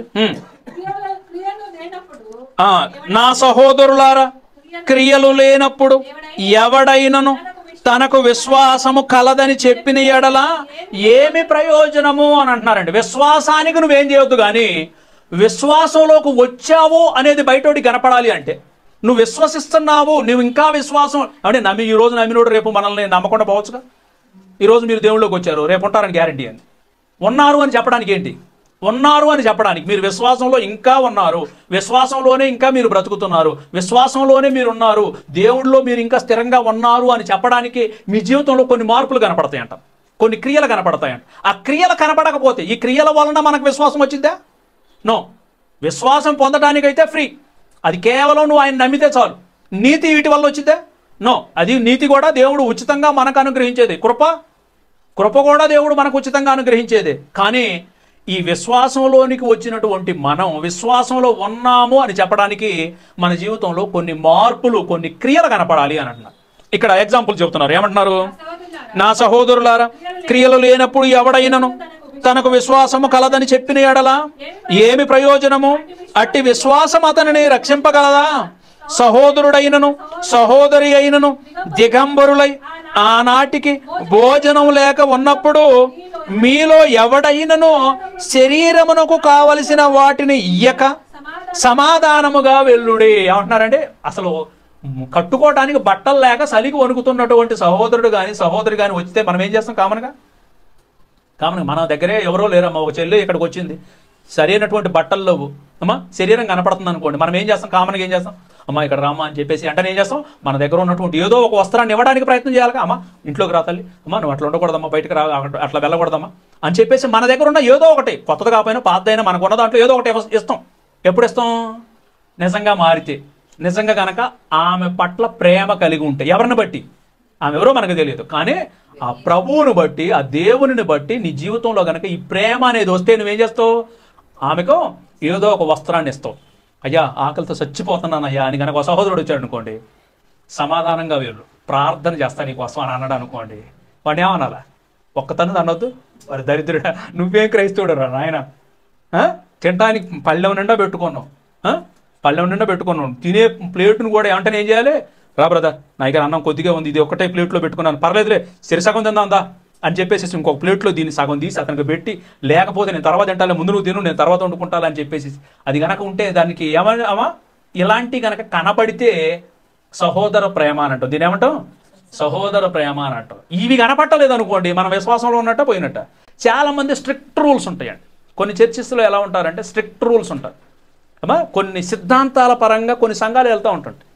అప్పట్లో నేను ఇవన్నీ నాకు అసలు ఇష్టం ఉండేది కాదు, బైబిల్ ఇవన్నీ. ఒక పాస్టర్ గారు గట్టిగా అరుతుంటుంటే నేను ఆయన పోయి గొడవ పడ్డా ఆయనతో. ఏమయ్యా బుద్ధి లేదా, పరీక్షలు జరుగుతున్నాయి పిల్లగాళ్ళకి, ఏం బర్రెరిసినట్టు అరుస్తున్నావు ఏంటి అని చెప్పేసి డైరెక్ట్ పోయి గొడవ పెట్టుకున్నాను. ఇంకొక 5 నిమిషాల్లో కనుక మైక్ ఆపకపోతే మైక్ పగిలిపోతే లేదా పోలీసులను పిలిపిస్తానన్నా. అట్లాంటి స్థితిలో ఉన్న నన్ను దేవుడు అదే పాస్టర్ గారి కాళ్ళ దగ్గర కూర్చోబెట్టాడు. కూర్చోబెట్టినప్పుడు ఆయన ఒక మంచి మాట చెప్పాడమ్మా. ఆయన ఒక మంచి మాట చెప్పాడు, అయ్యా చదువు లేదు, మాకు చదువు లేదు, చెప్పడానికి ఏదో ప్రయత్నం చేస్తాను. నువ్వు ఇంతకుముందు అన్నావు బర్రెరిసినట్టు అని అన్నావు, నాకు వచ్చింది ఆ మొక్కలే, అవి నేను అరుస్తున్నాను. చదువు వచ్చినోడే నువ్వు పట్టుకోవడానికి నువ్వు సిగ్గుపడతాను, చదువు వచ్చినోడు మేము సిగ్గుపడుతున్నావు, చదువు లేనివాడిని ఏమో అరుస్తూ ఉన్నాను, ఏం చేస్తావయ్యా, దేవుడు సేవెట్ అయిపోయింది అని. నాకు చాలా బాధ అనిపించింది అమ్మా, చాలా బాధ అనిపించేసింది. ఏమంటే అలాంటి ఏరియాల్లో నుండి వచ్చినటువంటి వాడిని నేను. అంటే సిద్ధాంతపరంగా వీళ్ళు ఎలా అయిపోతున్నారు చూడండి. ఈ సంఘాలన్నీ కూడా దేవుణ్ణి పక్కన పెట్టేసేసారు, పూర్తిగా దేవుణ్ణి పక్కన పెట్టారు. వాళ్ళ రూల్స్ ఏంటి అని అంటే ఇదిగో ఇంజెక్షన్ చేసుకోవటం తప్పు, లేకపోతే ఇంకొకటి చేయటం తప్పు, మన రూల్స్ ప్రకారం మనం వెళ్ళాలి. ఏమంటే రూల్స్తో సంపాదించుకునేదండి ఈ విశ్వాసం. ఏమంటే ఇక్కడ ఏదో నీవు రూల్స్ పెట్టుకొని దేవుడు దయను కొనుక్కునేదే ఇది. ఏదో నువ్వు నిజంగా గనక నువ్వు జీవితంలో ఏదో పాటిస్తే ఆయన ఇస్తాడా నీకు? అది కాదు, నువ్వు ఆయన సంపూర్ణంగా విశ్వసిస్తే సార్, ఆయన మీద పూర్తిగా డిపెండెంట్ అయితే సార్, తండ్రి రేపు నాకు ఉద్యోగంలో ఈ సమస్య ఉంది, నువ్వు నాకు సహాయం చేయవా, ఇదిగో నాకు ఆరోగ్యం బాగాలేదు, నాకు సహాయం చేయవా, నాకు అన్నం లేదు, నువ్వు సహాయం చేయవా, అన్నీ ప్రతిదీ కూడా ఎవరి మీద అడగాల? ఆయన మీద అడిగితే ఆయన అన్నీ చూసుకుంటాడండి. ఒకవేళ ఏమైనా చిన్న చిన్న సమస్యలు వచ్చినా కూడా ఆయన విడిచిపెట్టాలన్నటువంటి ఆలోచన ఎప్పటికీ రాదు ప్రియమైన వాళ్ళ. కనుక విశ్వాసం అనేది మన జీవితంలోనికి ఉండాలి. ఆ విశ్వాసం అనేది ఉచితంగా ఇదిగో ఆయన పట్ల నువ్వు కనుక నమ్మకాన్ని సంపూర్ణంగా ఉంచితే నిన్ను విశ్వాసిగా ఆయన గుర్తిస్తాడు. విశ్వాసిగా ఇచ్చేయటమే కాకుండా నీకు నీతిని నీ జీవితానికి ఆపాదిస్తాడు. కృపను నీ జీవితంలోనే ఆయన కుమ్మరిస్తాడు. ఆ కుమ్మరించడం వల్ల రక్షణ అనేది నీ జీవితంలోనికి వచ్చేస్తుంది. ఆ తరువాత దేవుడు ముందుగా సిద్ధపరిచినటువంటి సత్క్రియలలోనికి నువ్వు ముందుకు వెళ్ళడానికి నీ జీవితంలో కొన్ని మార్పులు, కొన్ని క్రియలు అనేవి కనపడాలి. ఆ క్రియలు ఏంటయ్యా అని అంటే ఇక్కడ మంచి మాట అంటున్నారండి. ఏమంటున్నారు? సహోదరుడైనను సహోదరి అయినను దిగంబరి అయి ఆనాటికి భోజనము లేక ఉన్నప్పుడు మీలో ఎవడైనను శరీరమునకు కావలసిన వాటిని ఇయ్యక సమాధానముగా వెల్లుడి, చలి కాసుకొనుడి, తృప్తి పొందుడని చెప్పిన ఎడల ఏమి ప్రయోజనము? అలాగే విశ్వాసము, అండర్లైన్ చేయండి మా మాట, విశ్వాసము క్రియలు లేనిదైతే అది ఒంటిగా ఉండి మృతమైనదగును అని అన్నారండి. అంటే నీ జీవితంలో మార్పులు రావాలి. ఈ మార్పుల వలన దేవుని దయను పొందుకోవటంలో నువ్వు గుర్తుంచుకో. నీలో వచ్చిన మార్పును చూసి ఆయన నిన్ను దయ చూపించడం లేదు. అసలు నువ్వు పాపాత్ముడిగా ఉండి ఆయన వైపుకు టర్న్ అవ్వగానే, ఆయన వైపుకు తిరగగానే ఆయన ఏం చేస్తున్నాడు? వెంటనే నీకు నీతిని ఆపాదిస్తున్నాడు, కృపను నీకు కుమ్మరిస్తూ ఉన్నాడు. ఆయన ఉచితంగా ఇచ్చేటటువంటి అవి. కానీ నువ్వు విశ్వాసంలో ఉన్నావు అని రుజువేంటయ్యా అని అంటే నీ జీవితంలో ఈ మార్పులు కనపడతాయి. ఒకప్పుడు తాగి ఇప్పుడు తాగుతూ ఉంటుంటే ఇంక మార్పు ఏముందండి? మారు మనసులో తగినటువంటి ఫలాలు జీవితంలో కనపడటం లేదు. ఒకప్పుడు వ్యభిచారమే, ఇప్పుడు మరలా వ్యభిచారం అయితే చాలామంది ఇదే కదండి దరిద్రం. చాలామంది వాక్యం చెప్పేవాళ్ళు కూడా ఇలా అయిపోతున్నారు. వాక్యం చెప్పేవాళ్ళు ఇదే అయిపోయి, వాక్యం వినేవాళ్ళు ఇదే అయిపోయి, విశ్వాస జీవితంలోనికి వచ్చి రహస్యంగా పాపం చేస్తే మనమంటే మనం మనుషుల కంటే తెలియదు, కానీ ఆయనకి తెలియదా? ఆయనకి లెక్క మనం అప్పచెప్పాలిగా. ఏ దేవునికైతే మనం లెక్క అప్పచెప్పవలసి ఉన్నదో ఆ దేవుని కన్నులకు సమస్తము తేటగా కనపడుతుందంట, క్లియర్గా కనపడుతుందంట. ఆ దేవుణ్ణి మోసగిద్దామనే నువ్వు ఆయనని మోసగిద్దామనేనా? ఆయన మోసగిద్దామని అనుకుంటే మాత్రం ప్రియమైన దేవుని బిడ్డలారా, ఇదిగో దేవుడిచ్చేటటువంటి ఉచితమైనటువంటి కృప, ఉచితమైనటువంటి నీతిని మనం చేతులారా పోగొట్టుకుంటున్నాము. కనుక మన జీవితంలోనే ఎక్కడ కూడా తావేబోద్దామా? లోకాన్ని అసహించుకొని లోకంలో నుంచి దేవుని తట్టుకు తిరిగిన తర్వాత, తప్పిపోయిన కుమారుడు గురించి మనం పోయిన వారం చెప్పుకున్నాం. ఒక్కసారి తిరిగిన తర్వాత మరలా తిరిగి వెళ్ళాడా? మరలా వెళ్ళలేదంటే తండ్రి సత్యంత వరకు తండ్రిని అంటి పెట్టుకొని అక్కడే ఉన్నాడు. తను తగ్గించుకున్నాడు, తండ్రిని గొప్పవాడిగా చూశాడు. ఆ తండ్రిని ఇంకా ఎప్పుడూ కూడా బాధ పెట్టేటటువంటి పరిస్థితి తన జీవితంలోనికి రాలేదండి. కనుక మన విశ్వాసంలో ఉన్నాము అని అంటే మనం ఏం చేయాలి? ఇప్పుడు మన విశ్వాసంలోకి రావాలి అని అంటే మనం ప్రభువుని విశ్వసించాలి. ఆ విశ్వాసం క్రైస్తవులకైతే ఏముండాలి? లేఖనముల ప్రకారము క్రీస్తు మన పాపముల నిమిత్తము మృతి పొందెను, సమాధి చేయబడెను, లేఖనముల ప్రకారము మూడో దినమున లేపబడను. ఈ విశ్వాసం నీ జీవితంలో సంపూర్ణంగా గనక ఉంటే ఆ ప్రభు నన్ను ఖచ్చితంగా లేపుతాడు, ఆ ప్రభు రక్తమే నా పాపాలను కడిగింది, ఆ ప్రభు నా పాపాల కోసం మరణించారు అన్న విశ్వాసం నీ జీవితంలో గనక ఉంటే నీ జీవితంలో ఏముంటుంది? ఇదిగో విశ్వాసం అనేది వచ్చేసింది. ఆ విశ్వాసం ద్వారా నీతిని సంపాదించుకున్నావు. ఆ విశ్వాసం ద్వారా దేవుని కృపను రక్షణ వలయంగా మన జీవితంలోనికి ఉన్నావు. ఆ తరువాత దేవుడు ముందుగా సిద్ధపరిచినటువంటి సత్క్రియలు, ఏదైతే వాక్య సంబంధమైనటువంటి పనులను భూమి మీద ఆయన బిడ్డలుగా మనలో చూడాలనుకుంటున్నారో ఆ క్రియలు చేసేటటువంటి గొప్ప అదృష్టాన్ని ఈరోజు వాక్యం ప్రకటిస్తున్నాము అని అంటే, ఒకప్పుడు వాక్యం చదవటం మనకు తెలియదే, ఒకప్పుడు వాక్యం అర్థం చేసుకోవటం మనకు తెలియదే, ఒకప్పుడు ప్రార్థన మనకు తెలియదే, ఒకప్పుడు దేవుని కోసం ఉపవాసం ఉండటం మనకు తెలియదే. ఇవన్నీ కూడా ఎందుకు? ఇప్పుడు మనం ఆపాదించుకున్నాం. ఎందుకు? ఆ విశ్వాసాన్ని కొనసాగించుకోవటం కోసం. విశ్వాసంలో ఉంటే ఇలాంటి క్రియలు, ప్రార్థనలు, పాటలు పాడటం, దేవుని వాక్యం వినటం, పాటించటం, దేవుని బిడ్డలను ప్రేమించటం, ఇవన్నీ నీ జీవితంలో కనపడుతూ ఉంటుంటాయి. ఇవి ఒక్కొక్కటి దూరం అయిపోతుంది అని అంటే నువ్వు విశ్వాసంలో ఏమైపోతున్నావు? మృతమైపోతున్నావు అన్న సంగతిని జ్ఞాపకం చేసుకోవాలి ప్రియమైన వారలారా. కనుక రూల్స్ అండ్ రెగ్యులేషన్స్ ప్రకారం ఇదేది కూడా మనకే సాధించేటటువంటి పరిస్థితి లేదండి. ఇది కేవలం దేవుని ఉచితమైనటువంటి కృప ద్వారా మాత్రమే వస్తుంది. ఒకప్పుడు భూమి మీద ఉన్నటువంటి ఇజ్రాయేలీల 12 గోత్రాలలో యూదులు ఉన్నారు. మరి 2 సంగతులు చెప్పి ముగించేస్తాను. యూదులు, ఒకప్పుడు ఉన్నటువంటి యూదులకి వాళ్ళకి ధర్మశాస్త్రాన్ని పాటించాలా, లేకపోతే దేవుడు ఉచితంగా ఇచ్చి కృపను పొందుకోవాలా? ఈ ధర్మశాస్త్రంలో రూల్స్ అండ్ రెగ్యులేషన్స్ ఉన్నాయి, వీటిని పాటించాలా, లేకపోతే ఇప్పుడు ధర్మశాస్త్రాన్ని పక్కన పెట్టి దేవుడు ఉచితంగా ఇచ్చే కృపను పొందుకోవాలా అనే ఆర్గ్యుమెంట్ ఎక్కువగా ఉందండి వాళ్ళ. ఆర్గ్యుమెంట్ ఎక్కువగా ఉన్నప్పుడు ధర్మశాస్త్రం వలన ఎవ్వడం నీతిమంతుడిగా తీర్చబడడు. ఒక మాట చూద్దాం, 11వ అధ్యాయం 6వ వచనం చూడండి. రోమపత్రిక ఏమా ఇక్కడ ఏమంటున్నారంటే,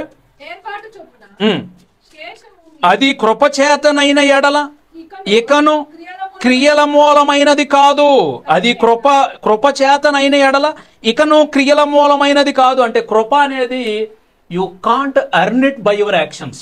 నీ పనుల వలన ఆ కృపను నువ్వు పొందుకోలేవు, ఆ కృపను కొనుక్కోలేవు. మనం కృపను కేవలం ఆ మహానుభావుడు దయ చూపిస్తే తప్ప, ఆయన ఇస్తే తప్ప మనం ఎప్పటికీ కూడా దాన్ని పొందుకోలేము. ఇంకా 3వ అధ్యాయంలో కూడా మంచి మాట ఉందమ్మా, చూడండి ఒకసారి. 3వ అధ్యాయము 20వ వచనం చూడండి అమ్మా. 20వ వచనం, ఏలయనగా ధర్మశాస్త్ర సంబంధమైన క్రియల మూలముగా ఏ మనుష్యుడును ఆయన దృష్టికి నీతిమంతుడని తీర్చబడడు. నువ్వేదో క్రియలు చేసేసి, ఇదిగో నేను వ్యభిచారం మానేశాను, నేను దొంగతనం మానేశాను, నేను అది మానేశాను, ఇది మానేశాను, ఇక నేను నీతిమంతుడు కాకుండా పోతానా అని అంటే కాదు, అలా రాదు అమ్మా. అర్థమవుతుందా మీకు? ఇప్పుడు మీరు సంపూర్ణమైన విశ్వాసం ఉంచాలి. ఆ విశ్వాసం ఉంచితే మీకు నీతి దొరుకుతుంది. ఆ సంపూర్ణమైన విశ్వాసం ఉంటే ఇదిగో కృపను పొందుకుంటారు. ఈ రెండు వచ్చిన తర్వాత మన జీవితంలో ఆటోమేటిక్గా ప్రారంభమయ్యే క్రియలు ఏంటయ్యానంటే, మనం ఆటోమేటిక్గా పాపాన్ని అసహించుకుంటాము. ఒకప్పుడు దొంగతనం చేశాము, ఇప్పుడు దొంగతనం చేయము. ఒకప్పుడు వ్యభిచరించాము, ఇప్పుడు వ్యభిచరించము. ఒకప్పుడు త్రాగుడు అనేది ఉంది, ఇప్పుడు త్రాగము. ఒకప్పుడు లోకంలో ఇష్టానుసారంగా బ్రతికాము, ఇప్పుడు మా ప్రభు ఇష్టానుసారంగా బ్రతకాలి. ఈ క్రియలు ప్రారంభం అవుతాయండి, ఈ క్రియలు ప్రారంభం అవుతాయి. అయితే అక్కడున్నటువంటి యూదుల మధ్య ఒక డిస్కషను అమ్మా, మీ అందరికీ తెలుసు కదా. యోబు గారి జీవితంలో ఎన్నో కష్టాలు వచ్చాయి. యోబు గారు బాధలను తట్టుకోలేక ఆయన అక్కడ బాధపడుతూ ఉంటే స్నేహితులు వచ్చేసారు. ఈ స్నేహితులందరూ కూడా ఎవరయ్యారంటే రూల్స్ను పాటించేటటువంటి వారు, రూల్స్ను పాటించేటటువంటి వారు. భూమి మీద మనుషులు ఎవడో కూడా నిర్దోషిగా తీర్చబడ్డడో, మనం ఏం చేసినామనేది తీర్చబడతామో, మనం ఏదో ఒకటి చేస్తే కదా నిర్దోషిగా ఉండేది అన్నట్టుగా ఈ భూమి మీద రూల్స్ చెబుతున్నారండి. అవి ఒక మాట చూద్దామా? ఆ మాట చదివి ఇక్కడ కొత్త ఇక్కడ చేయబెట్టండి. 9వ అధ్యాయము యోబు గ్రంథంలోని ఒక అద్భుతమైనటువంటి మాట అంటున్నారు. యోబు గ్రంథము 9వ అధ్యాయము 2వ వచనం చూడండి అమ్మా.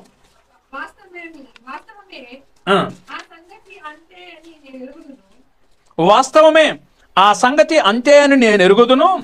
నరుడు దేవుని దృష్టికి ఎట్లు నిర్దోషి అగును. ఇది అసలు అందరికీ ఉన్నటువంటి సమస్య. దేవుడు మనల్ని నిర్దోషిగా, మనల్ని దేవుడు ఎలా కోరుకున్నాడంటే మనం పరిశుద్ధులుగాను నిర్దోషులుగాను జగత్తు పునాది వేయబడక మునిపే క్రీస్తులో మనల్ని ఏర్పాటు చేసుకున్నారు. మనం 2 పనులు చేయాలంటే ఆయన దృష్టికి నిర్దోషులుగా ఉండాలి, ఆయన దృష్టికి పవిత్రులుగా పరిశుద్ధులుగా మనం ఉండాలి. ఇవి 2 ఉండాలి. ఆ రోజు యోబు గారికి అంటున్నారు, యోబు గారి స్నేహితులు అంటున్నారు, అసలు ఎవడైనా సరే దేవుని దృష్టికి నిర్దోషులుగా మీరు తీర్చబడతారా అని అంటే అపోస్తులుడైనటువంటి పౌలు దానికి సమాధానం ఇక్కడ చెబుతున్నారండి. రోమపత్రిక 3వ అధ్యాయం 20వ వచనం, ఏలయనగా ధర్మశాస్త్ర సంబంధమైన క్రియల మూలముగా ఏ మనుషుడైనను ఆయన దృష్టికి నీతిమంతుడని తీర్చబడడు. ధర్మశాస్త్రం వలన నువ్వు నీతిమంతుడిగా రావటం లేదు. ధర్మశాస్త్రం వలన, ధర్మశాస్త్రంలో ఉన్నటువంటి రూల్స్ అండ్ రెగ్యులేషన్స్, నేను వ్యభిచరించలేదు, నేను దొంగతనం చేయలేదు, ఈ అన్నిటిలోని ఒక్కట తప్పిపోయినా కూడా నువ్వు దేని పొందినట్టు, నువ్వు పాపాన్ని చేసినట్టే కదమ్మా. అమ్మా, మనకి ఒక సబ్జెక్ట్ ఉంటుంది, చార్టెడ్ అకౌంటెన్సీ అని ఒకటి ఉంటుందండి, మీకు తెలుసు అనుకుంటా, CA. ఆ సబ్జెక్ట్ దాన్ని చదివే వాళ్ళకి ఒక ఏంటంటే కొన్ని సబ్జెక్టులు ఉంటాయి, ఒక 10 సబ్జెక్టులు ఉన్నాయి అనుకోండి. 10కి 10 పాస్ అయితే పాస్ అయినట్టు. ఒక్కటి ఫెయిల్ అయిన అనుకో, మళ్ళీ నెక్స్ట్ ఇయర్ ఏం చేయాలా, వచ్చే సంవత్సరం ఏం చేయాలా, ఆ ఒక్కటి ఫెయిల్ అయిన దాన్ని కాదు, మళ్ళీ 10కి 10 చదవాలి. అర్థమైందా మీకు? 10 సబ్జెక్టులు ఉన్నాయి అనుకోండి, 10 సబ్జెక్టులలోని 10కి 10 పాస్ అయితే పాస్ అయినట్టు. లేకపోతే ఒక్కటి ఫెయిల్ అయినా 10 ఫెయిల్ అయినట్టే, ఒక్కటి ఫెయిల్ అయినట్టే. మళ్ళీ వచ్చే సంవత్సరం ఎన్ని రాయాలి, మళ్ళీ 10కి 10 రాయాలన్నమాట. ధర్మశాస్త్రంలో ఎన్ని ఉన్నాయి? ధర్మశాస్త్రంలో బోల్డ్ అని ఆజ్ఞలు ఉన్నాయి. ఈ ధర్మశాస్త్రంలో ఉన్నటువంటి ఆజ్ఞలలోని నేను 99 ఆజ్ఞలు నెరవేర్చాను అని ఒకటి ఫెయిల్ అయింది అనుకోండి, వీడు నీతిమంతుడిగా తీర్చబడతాడా? తీర్చబడడు. 100కు 100 పాటిస్తే తీర్చబడతాడు. భూమి మీద ఎవరు కూడా ధర్మశాస్త్రాన్ని పాటించి నెరవేర్చిన వారు ఎవరు లేరు, ఒకే ఒక మహానుభావుడు, ఒక్కడే యేసు ప్రభుల వారు. ఆయన తప్ప ఈ ధర్మశాస్త్రాన్ని పాటించి నెరవేర్చినటువంటి వారు ఏ ఒక్కరూ లేరు. కాబట్టి అపోస్తులుడైనటువంటి పౌలు రోమా సంఘంలో ఇదే పెద్ద డిస్కషన్లకి, అసలు మనం దేవుని ఎదుట ఎలా నీతిమంతులుగా తీర్చబడతాము, దేవుని ఎదుట ఎలా నీతిమంతులుగా తీర్చబడతాము అని అంటే, దేవుడు మనకిది ఉచితంగా ఇచ్చేటటువంటిది. మనకు దేవుడు ఉచితంగా ఇచ్చేటటువంటిది. దీన్ని మనం కాపాడుకోవాలి. మన విశ్వాస క్రియల మూలంగా దాన్ని కాపాడుకోవాలి. విశ్వాస క్రియల మూలంగా దాన్ని కాపాడుకోవాలి. అందుకే ఇక్కడ ఆ మంచి మాట అంటున్నారండి. ఏమంటున్నారు? ఏలయనగా ధర్మశాస్త్ర సంబంధమైన క్రియల మూలముగా ఏ మనుష్యుడును ఆయన దృష్టికి నీతిమంతుడని తీర్చబడడో ధర్మశాస్త్రము వలన పాపము ఎట్టిదో తెలపబడుచున్నది. ధర్మశాస్త్రం వల్ల ఏం తెలుస్తుంది మనకి? ఎగ్జాంపుల్ చెబుతామా, మీరు డాక్టర్ దగ్గరికి వెళ్తారు. డాక్టర్ దగ్గరికి వెళ్ళినప్పుడు ఒక థర్మామీటర్ ఇస్తారు కదా, మనకి థర్మామీటర్ ఇస్తారు కదా, అదేం చేసిద్ది? ఎంత జ్వరం ఉందో లేదో చెప్పిద్ది. అదేం చెప్పిద్ది? ధర్మశాస్త్రం కూడా అట్లాంటిది అనమాట. ఇప్పుడు థర్మామీటర్ అనేది కనుక ఉంది అని అంటే బ్లడ్ టెస్ట్ చేస్తారు. బ్లడ్ టెస్ట్ చేయడం వల్ల ఏం తెలిసిద్ది? నీకు రోగం ఉందో లేదో తెలిసిద్ది. డెంగ్యూ వచ్చిందో రాలేదు కావాలంటే ఏం చేయాలి? బ్లడ్ టెస్ట్ చేయాలి. బ్లడ్ టెస్ట్ వల్ల నీకు రోగం తగ్గిద్దే? బ్లడ్ టెస్ట్ దేనికి? జస్ట్ నీకు రోగం ఉందో లేదో నిర్ధారణ చేసిద్ది, డయాగ్నాజ్ చేసిద్ది. కానీ దానికి క్యూర్, దానికి మెడిసిన్ కనుక మరలా ఖచ్చితంగా మెడిసిన్ అనేది రావాల్సిందే. ఇక్కడ మెడిసిన్ యేసుక్రీస్తు రక్తము. అమ్మా, పాపం అనేది బయలు పడటం కోసం ధర్మశాస్త్రం ఉపయోగపడుతుంది. అదే మాట చెబుతున్నారు. ధర్మశాస్త్రం వలన మీరు నీతిమంతులుగా తీర్చబడటం లేదు. ధర్మశాస్త్రం వలన మీరు ఏదో మీ సొంతంగా ధర్మశాస్త్రాన్ని పాటించి జీవితంలో అన్నీ కూడా నెరవేర్చి మేము దేవుడి ఎదుట నీతిమంతులు అని అనుకుంటారేమో. ఒరే, నీతిమంతులు అనేది భూమి మీద ఎవడో నీతిమంతుడు లేడు, ఎవడో లేడు. నిలబడి నేను కానివ్వండి, కూర్చున్న మీరు కానివ్వండి, ఎవరో నీతిమంతులు లేరు. నీతిమంతులు ఈ నీతిమంతులుగా ఎప్పుడు మనం తీర్చబడతాము? దేవుని యందలి సంపూర్ణమైనటువంటి విశ్వాసం కలిగినప్పుడు. ఈ విశ్వాసాన్ని ఎలా సంపాదించుకోవాలి? అమ్మా, కొన్ని మాటలు చూద్దాం. ఈ విశ్వాసాన్ని ఎలా సంపాదించుకోవాలి? విశ్వాసం అనేది మొదట ఆయన నమ్మటం మొదటిది నమ్మటం. ఆ నమ్మటం సంపూర్ణంగా నమ్మాలి.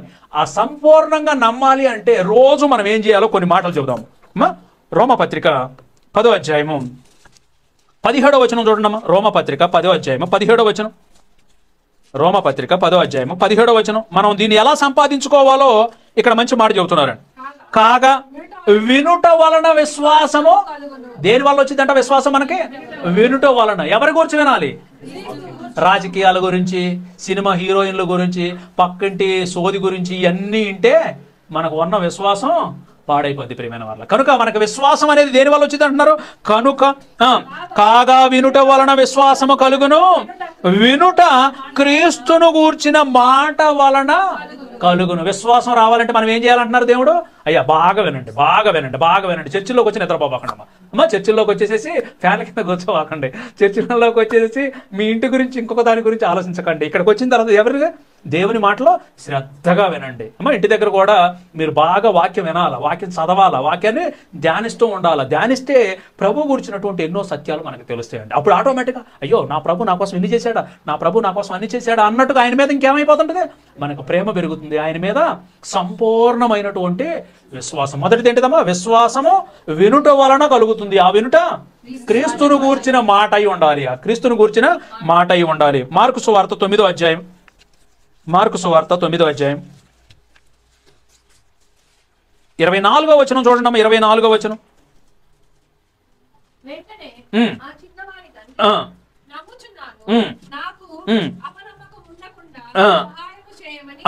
ఇక్కడ యేసు ప్రభుల వారు ఒక మంచి మాట చెప్పారండి. అంతకు ముందు జరిగినటువంటి చరిత్ర కనుక చూస్తే అమ్మా, ఒక వ్యక్తి 21వ వచనం నుంచి చదవండి. 21వ వచనం నుంచి. అప్పుడు ఆయన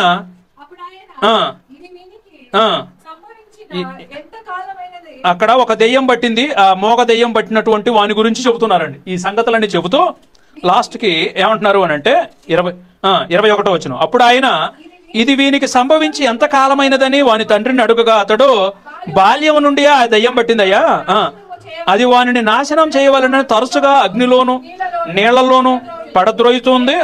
ఏమైనాను నీ వలనైతే, ఆ మాట చూడండి ఏమంటున్నారు యేసుప్రభుని, ఏమంటున్నారు? నీ వలనైతే మా మీద కనికరపడి మాకు సహాయము చేయము అనెను. అందుకు యేసుప్రభులు వారు అంటున్నారు, నమ్ముట నీ వలనైతే. ఏం కావాలంటమ్మా? మనం మనం నమ్మటం అనేదే నీ పని. నమ్మటం నీ వంతు. నువ్వు కనుక నమ్మటం చేస్తే ఏదైనా సరే ఆయన ఇవ్వడానికి సిద్ధంగా ఉన్నారు. మొదటిది వినాలి. ఆ వినేది ఎవరి గురించే? క్రీస్తుని గురించి. రెండోది, ఒకవేళ మనలో గనక అపనమ్మకం గనక ఉంటే ఆయన, అయ్యా నేను నిన్ను సంపూర్ణంగా నమ్మలేకపోతున్నాను, నాకు సహాయం చేయవా అని ఆయన అడగాలండి. అమ్మా అదే మాట ఇక్కడ అంటున్నారు కదండి. అందుకు యేసు, నమ్ముట నీ వలనైతే నమ్మువానికి సమస్తమును సాధ్యమే అని అతనితో చెప్పిన వెంటనే ఆ చిన్నవాడిని, తండ్రి నమ్ముచున్నాను, నాకు అపనమ్మకము ఉండకుండా సహాయము చేయమని బిగ్గరగా చెప్పాను. ఇప్పుడు మనలో కూడా విశ్వాసం లేకపోతే మనం ఎవరికి చెప్పాలి? దేవుడికి చెప్పాలి. బిగ్గరగా కాకపోయినా సరే కనీసం మనం ఒంటరిగా ఉన్నప్పుడైనా సరే ఆయనకి చెప్పుకోవలసినటువంటి బాధ్యత ఉంది. ప్రేమైన వాళ్ళు, లూకాసు వార్త 16వ అధ్యాయము 10వ వచనం చదవండి. మిక్కిలి కొంచెములో నమ్మకంగా ఉండువాడు ఎక్కువలోనూ నమ్మకంగా ఉండును, మిక్కిలి కొంచెములో అన్యాయముగా ఉండువాడు ఎక్కువలోనూ అన్యాయం. నీ చిన్న చిన్న విషయాలండి అమ్మ, చిన్న చిన్న విషయాలు. నీ భర్త పట్ల నువ్వు నమ్మకం కలిగి ఉండు. చిన్న చిన్న విషయాలు ఇంట్లోనే, సంఘంలో నువ్వు నమ్మకంగా ఉండు, ఇంట్లో నమ్మకంగా ఉండు, తల్లిదండ్రుల పట్ల నమ్మకంగా ఉండు. చిన్న చిన్న విషయాల్లోనే నమ్మకాన్ని కోల్పోతే కంటికి కనబడనటువంటి దేవునితో మనం నమ్ముతున్నాము అని నమ్మితే అది ఏమన్నా సాధ్యమైతే? కాబట్టి దేవుని ఏమన్నా, మొదటిది మీరు వినాలి, ఆ వినుట క్రీస్తును గూర్చిందై ఉండాలి. రెండోది, ఒకవేళ కనుక మీలో అపనమ్మకం కనుక కలుగుతుంది అని అంటే ఎవరికి చెప్పాలంటున్నాడు? అయ్యా నాకు అపనమ్మకం కలుగుతుంది, నాకు సహాయం చేయని ఆయన అడగాలి. మూడోది, చిన్న చిన్న విషయాల్లో నమ్మకంగా ఉంటే దేవునితో ఉండేటటువంటి విషయంలో కూడా నువ్వు ఎలా ఉంటావు? చాలా గ్యారెంటీగా నమ్మకంగా ఉంటావు. యాకోబు పత్రిక 1వ అధ్యాయము 2-3 వచనాలు. నా సహోదరులారా, మీ విశ్వాసమునకు కలుగు పరీక్ష ఓర్పును పుట్టించునని ఎరిగి మీరు నానా విధములైన శోధనలలో పడినప్పుడు అది మహానందమని ఎంచుకోండి. మీ జీవితాల్లో శోధనలు గనక వస్తూ ఉంటే ఆ శోధనల్లో మీరు ఏం చేయాలి? వాటి నుంచి ఎలా బయటపడాలి? ఆ శోధనల్లో పడకుండా ఆయన సహాయం తీసుకోవాలి. ఒకవేళ శోధనలో గనక వెళితే ఆ శోధనలలోని దేవుని మీద సంపూర్ణంగా ఆధారపడి ఆ విశ్వాసాన్ని రోజు రోజుకి కూడా ఏం చేయాలి? మెరుగుపరుచుకుంటూ ఉండాలి. ప్రియమైన దేవుని పిల్లలు కనుక మొదటి చెప్పండమ్మా, మొదటిది మనం వినాలి. విశ్వాసం పొందాలి అంటే, విశ్వాసం అనేది మనలోనికి ఇంకా అభివృద్ధి పొరగాలంటే మనం వినాలి. ఆ మాట క్రీస్తును గురించినటువంటి మాట అయి ఉండాలి. రెండోది, అని మర్చిపోయారు ఇప్పుడే, అపనమ్మకంగా గనక ఉంటే సహాయం చేయి దేవా అని దేవుణ్ణి అడగాలి. మూడోది, చిన్న చిన్న విషయాల్లో గనక నమ్మకంగా ఉంటే దేవుని విషయాలలో కూడా నువ్వు ఖచ్చితంగా కూడా చిన్న చిన్న విషయాలు, నీ సహోదరి పట్ల నమ్మకంగా ఉండు, నీ సహోదరి పట్ల నమ్మకంగా ఉండు, నీ అమ్మ పట్ల, నాన్న పట్ల, భార్య పట్ల, భర్త పట్ల, బిడ్డల పట్ల, తల్లిదండ్రుల పట్ల, ఈ చిన్న చిన్న విషయాలలో, నీ ఉద్యోగం పట్ల, అంటే నీ యజమానుడి పట్ల చిన్న చిన్న విషయాల్లో గనక నువ్వు నమ్మకంగా గనక ఆ నమ్మకాన్ని కొనసాగించుకుంటే ఆటోమేటిక్గా దేవునితో ఉన్న నమ్మకం కూడా, ఆ విశ్వాసం కూడా పెరుగుతూ ఉంటుంది. అమ్మా చివరిది ఏమన్నారా? మీ విశ్వాసము, విశ్వాసానికి ఏముంటాయంట? కొన్ని పరీక్షలు ఉంటాయంటండి. కొన్ని పరీక్షలు ఉంటాయంట. అబ్రహాం గారి మీ అందరికీ తెలుసు కదమ్మా. అబ్రహాం గారి జీవితంలో విశ్వసించాడు దేవుణ్ణి బాగా నమ్మాడు. అయ్యా బయలుదేరి రానగానే బయలుదేరి వచ్చేసాడు. ఎక్కడికి అనగానే కనాను దేశానికి తీసుకువెళ్ళాడు. కనాను దేశంలోకి వచ్చిన తర్వాత దేవుడు వాగ్దానం చేసింది ఏంటంటే, నిన్ను ఒక గొప్ప జనంగా ఆశీర్వదిస్తాను అని వాగ్దానం చేశాడు. కానీ తీరా అక్కడికి వచ్చేసరికేనే అక్కడ కరువు వచ్చేసింది. అక్కడ ఏమొచ్చిందమ్మా? కరువు వచ్చేసింది. కరువు వచ్చిన తర్వాత దేవుడే మరలా దారి చూపించాడు. ఆయన కరువు వచ్చిందని చెప్పేసి నువ్వేమీ వరి కావద్దు, నువ్వు నన్ను నమ్మావు కదా, నన్ను విశ్వసించావు కదా, ఇక్కడ దాకా వచ్చేసావు, ఐగుప్తు దేశానికి వెళ్ళు, నీకు అన్ని సంపదలు ఇచ్చి మరలా ఇక్కడ తీసుకొస్తాను. అక్కడికి వెళ్ళి సమస్తాన్ని తెచ్చుకున్నాడు. ఇక్కడ తెచ్చుకున్న తర్వాత దేవుడు ఎంతో గొప్పగా అతన్ని ఆశీర్వదిస్తూ ఉన్నాడు. ఆశీర్వదించేటటువంటి సమయంలో ఒకరోజు అబ్రహాం గారు బాధపడుతున్నారు. అయ్యా నాకు అన్ని ఇచ్చేసావు కదా తండ్రి, నాకు అన్ని ఇచ్చేసావు, నాకు బిడ్డలు లేరుగా, ఎందుకు ఇవన్నీ చెప్పు, ఆస్తులు ఇచ్చేసావు, అంతస్తులు ఇచ్చావు, ఇవన్నీ ఇచ్చేసావు, కానీ నాకు బిడ్డలు లేరు, పైగా నా వయసు ఉడికిపోయింది, మృతతుల్యం అయిపోయింది కదా నా దేహం అని అన్నప్పుడు దేవుడు, ఇదిగో రేపు నెక్స్ట్ ఇయర్ ఇదే సమయానికి నీకు పండంటి మగబిడ్డను నీకు నేను ప్రసాదిస్తున్నాను అని అంటే, మా వయసు అయిపోయింది, నా గర్భం అనేది ఉడికిపోయింది, నా ఋతు కార్యక్రమం అనేది ఆగిపోయింది అని తల్లి కానీ, ఈ విశ్వాసులకు తండ్రి అయినటువంటి అబ్రహాము కానీ ఏమాత్రం కూడా వెనకాడలేదు. ప్రేమ వాళ్ళ ఆయన చెప్పాడు అని అంటే ఖచ్చితంగా కూడా మన జీవితంలో జరుగుతుందని నమ్మిన దాని ప్రకారమే కొడుకు పుట్టాడు. కొడుకు పుట్టిన తర్వాత కొంతకాలానికి దేవుడు మరలా వచ్చి దేవుడు ఏమడిగాడు? నీవు ప్రేమించు నీకు ఒక్కడై ఉన్న నీ కుమారుడైన ఇస్సాకును నీవు తీసుకొని వచ్చి నాకు బలివు అని అన్నాడు. బలివు అనగానే, అయ్యా నన్ను కనాను దేశంలోనికి నడిపించింది నువ్వే, ఇక్కడికి వచ్చిన తర్వాత శత్రువుల బారిలో నుంచి కాపాడింది నువ్వే, ఇక్కడ ఆస్తులు ఇచ్చింది నువ్వే, వృద్ధాప్యంలో అసలు నాకు బిడ్డలు పుడతారో పుట్టరో అని నాకే అనుమానంగా ఉన్న సమయంలో దేవా, నువ్వు వాగ్దానం చేసి ఇచ్చినటువంటి వాగ్దాన పుత్రుడు నాకు ఇప్పుడు బాగా నమ్మకం వచ్చిందయ్యా. ఈ కుమారుని గనక నీకు బలిచ్చాను అని అంటే ఈ కొడుకునే మరలా తిరిగి ఏ కుతికైతే నేను కోస్తానో, ఏ గొంతు అయితే నరికి ఆ రక్తాన్ని చిందిస్తానో, మరలా ఆ రక్తాన్ని లోపలికి పంపించి అదే కుమారుని సజీవంగా తిరిగి ఇవ్వగలవు అన్న నమ్మకం నాకుందయ్యా. ఎక్కడా వెనకాడను తండ్రి, ఎక్కడా వెనకాడను. ఆ కుమారుని తీసుకొని పోయి బలిపీఠం కట్టి బలిపీఠం మీద పడుకోబెట్టి కత్తి దూయటానికి సిద్ధమైపోయాడు అంటే ఎంత ఎంత మంచి విశ్వాసం అండి. చచ్చిపోతే ఈ కుమారుడు చచ్చిపోతే ఇంకొక కొడుకునిస్తాడన్న నమ్మకం కాదు ఇతనికి. ఇతనికి ఏ నమ్మకం? ఇదే కుమారుణ్ణి ఇక్కడే ఈ రక్తం ఏదైతే బయటకు వచ్చిందో ఆ రక్తం మరలా లోపలికి వెళ్ళి ఇదే కుమారుని సజీవంగా ఇయ్యగలిగినటువంటి నా గొప్ప దేవుడివి నువ్వు అని నమ్మాడండి. నమ్మి ఆ క్రియలన్నీ కూడా ఏమైపోతున్నాయమ్మా? విశ్వాసంలోని కనబడుతున్నటువంటి క్రియలని. పరీక్షలలోని రోజు రోజుకి పాస్ అయిపోతున్నాడు, ముందుకు పోతున్నాడా వెనక్కి వస్తున్నాడా? ఎన్ని అగ్ని పరీక్షలు. కుమారుని బలిగా ఇవ్వమంటే మిమ్మల్ని కనుక అదే మాట అడిగితే చర్చ అయినా మానేస్తాం, కానీ పొరపాటున మేము ఆ దేవుడు వద్దు మాకు, ఆ చర్చ అంతకంటే వద్దు, ఈ వాక్యం మాకు వద్దు, సచ్చిన తర్వాత ఎవడు చూస్తాడు బాబు అని అనుకొని తప్పించుకునేటటువంటి విశ్వాసంలోనే పరీక్షలలో నెగ్గుతూ ఉన్నారు ప్రేమైన వారు. అంటే అబ్రహాము గారు ఒకప్పుడు విగ్రహాలను కొలిసేటటువంటి స్థితిలో నుంచి కుమారుని ఇచ్చినా కూడా నాకు ఇదే కుమారుని నా దేవుడు ఇవ్వగలడు అన్నటువంటి విశ్వాసం ఎలా కనపరిచారండి. కనుక ప్రియమైన దేవుని పిల్లలు, అలాంటి గుడ్డి నమ్మకం అండి, అలాంటి ఏమంటే కంప్లీట్ డిపెండెన్సీ దేవుడి మీద అలా ఆధారపడి మనం సంపూర్ణంగా కూడా విశ్వసిస్తే మనకి కూడా ఏముంది? నిత్య జీవితం అనేది ఉంది ప్రేమైన వాళ్ళ. కనుక మన జీవితంలో పునాది మొదటిది సంపూర్ణమైన మారు మనసు ఉండాలి. మారు మనస్సు అనేది ఒక్కసారి నువ్వు నిర్ణయం తీసుకుంటే మరలా తిరిగి లోకంలోకి వెళ్ళకూడనటువంటి గొప్ప నిర్ణయాన్ని తీసుకోవాలి. ఆ నిర్ణయం ప్రకారం కట్టుబడి ఉండాలి అని అంటే సంపూర్ణంగా దేవుడి మీద నీ నమ్మకాన్ని కొనసాగించాలి. ఆ నమ్మకాన్ని కొనసాగిస్తే దాన్నే విశ్వాసం అని అంటాము. ఆ విశ్వాసం ద్వారా నీతి నువ్వు సంపాదించుకుంటావు, నీతిమంతులుగా తీర్చబడుతున్నావు, దేవుని కృపను ఉచితంగా పొందుకుంటున్నావు. ఆ ఉచితంగా పొందుకున్నటువంటి కృప వలన నీకు రక్షణ అనేది వచ్చేస్తూ ఉంది. ఈ రెండు సంపాదించుకున్న తర్వాత విశ్వాసిగా మారినటువంటి మన బ్రతుకులలో దేవుడు ముందుగా సిద్ధపరిచినటువంటి సత్క్రియలు ప్రారంభమవుతాయి. విశ్వాసంలో ఉన్నాము అని చెప్పడానికి రుజువు ఏంటి అంటే మన జీవితంలో జరుగుతున్నటువంటి ఈ క్రియలే, మన జీవితంలో కనబడుతున్నటువంటి ఈ మార్పులే. ఇదిగో సజీవంగా ఇంకా మన విశ్వాసంలో బ్రతుకుతున్నాము అనంటే, విశ్వాసాన్ని సంపాదించుకోవాలి, విశ్వాసంలో ఇంకా దినదినము కూడా అభివృద్ధి పొందాలి అనంటే ముఖ్యంగా మనం ఏం చేయాలి? వినుట. యేసు ప్రభువును గురించినట్టు దేవుని వాక్యం బాగా వినాలి, దేవుని వాక్యం బాగా వినాలి. ఎప్పుడైనా సరే మన జీవితాల్లో అపనమ్మకం కలుగుతూ ఉంటే దేవుణ్ణి సహాయం అడగాలి. చిన్న చిన్న విషయాల్లో కనుక మనం నమ్మకంగా ఉంటే పెద్ద విషయాలు దేవుని పట్ల సంపూర్ణమైనటువంటి నమ్మకంలోనికి వస్తూ ఉంటుంటాం. ఈ విశ్వాస జీవితంలోని ఎన్నో శోధనలు మన జీవితంలోకి వస్తూ ఉంటాయి, ఎన్నో పరీక్షలు మన జీవితంలోనికి వస్తుంటాయి. ఒక అబ్రహాము లాగా, ఒక రాహాబులాగా మనం నిలబడి దేవుని ఎదుట నీతిమంతులుగా సంపూర్ణంగా తీర్చబడి పరలోకాన్ని స్వతంత్రించుకునేటటువంటి భాగ్యం ఆ దేవుని అందరి విశ్వాసం మన జీవితంలో ఉండాలని మనస్ఫూర్తిగా కోరుకుంటూ మాట్లాడుతున్నాను. కళ్ళు మూసుకోండి, ప్రార్థన చేసుకోండి.